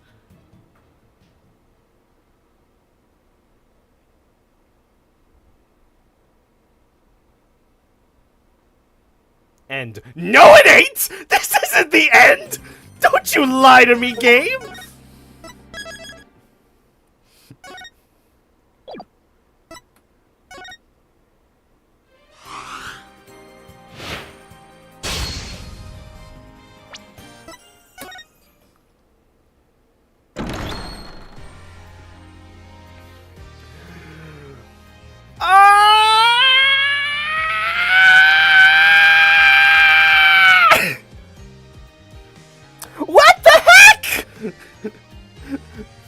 farewell your stream. What do you mean? What do you mean? What do you mean? What? What? Oh! Farewell your life. Farewell your eardrums. Farewell Athena. Ah! Oh my gosh! Why has no one talked about this? This is so good and twisting, and I don't know where it's going. This is so exciting and so dreadful. It's so cool! Ah! Ah! 3D games are the best ones. Then why does no one talking about them? Why? Seriously, let me just look over the previous case to fill out stream time. But, you know, in episode 1, we had the bombing. We had this weird thing going on of where a courtroom exploded, Apollo was broken, and then we had this traumatic thing of where it's like, oh, Athena couldn't properly, like, be the defense attorney because she has a mental block about a lot of blood. And there was a lot of unanswered stuff, like where was the detonator? Even, yeah, they blew it up right there, so where was the detonator? That was still missing. Even though, wasn't it revealed in the beginning of 4 of just like the detonator was in Starbucks pocket? And then the second one of where it's just like, oh, this is before that happens. It's like, oh no, this is gonna be a lead-up story, ain't it? And we had a very interesting... honestly, this was just a great way to, like, show us Athena and what her deal is. Of what she looks like before the panic attack. And then the next episode, we delve even more into Athena because we are now inside Athena's head. And we are seeing her with old friends that we saw from this one that we just had to assume were friends. And now we see how we kind of get to that point and the weird twistiness of this law in action. We see the deep-rooted issues that are even infecting the next generation of students and the teachers as well.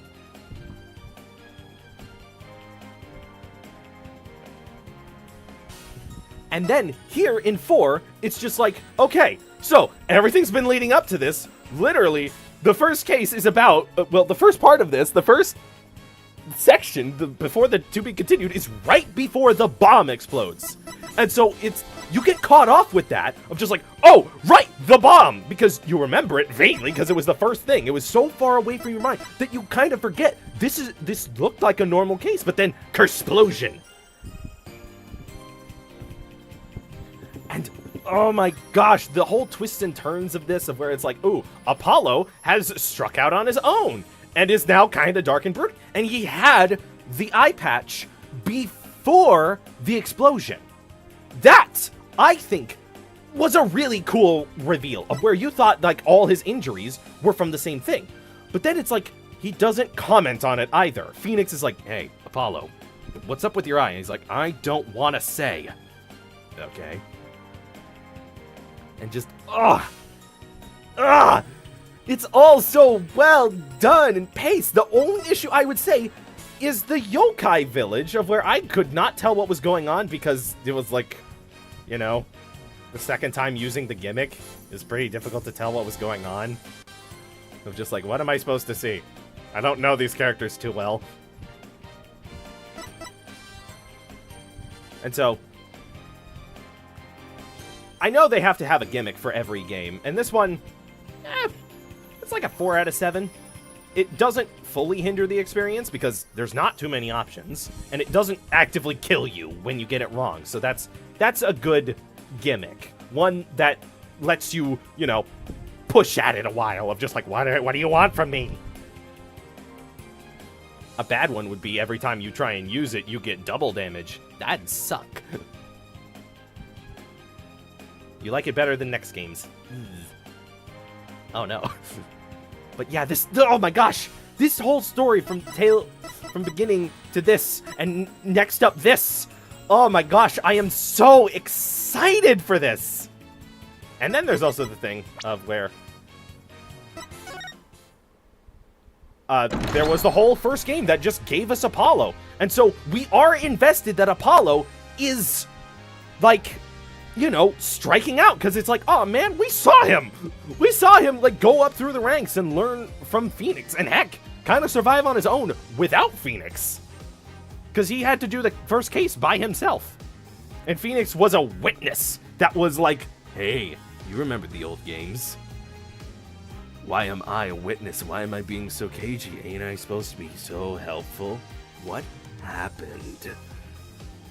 and those twists, they were interesting, but at seeing this game, it's like, ah, come on.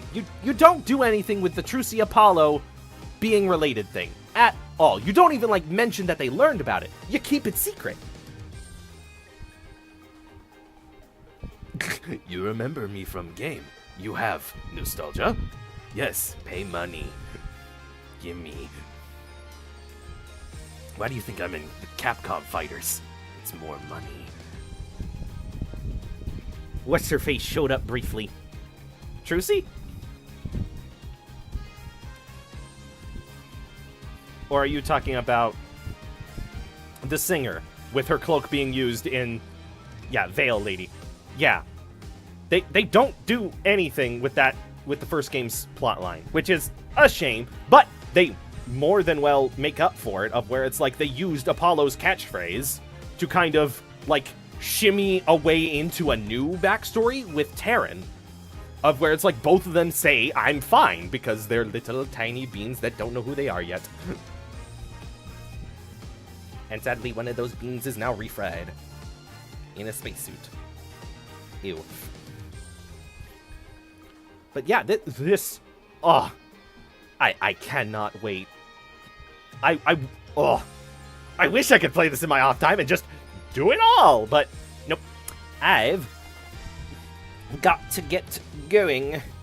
And so, next week, Monday, noon, PST, we will continue on to Case 5.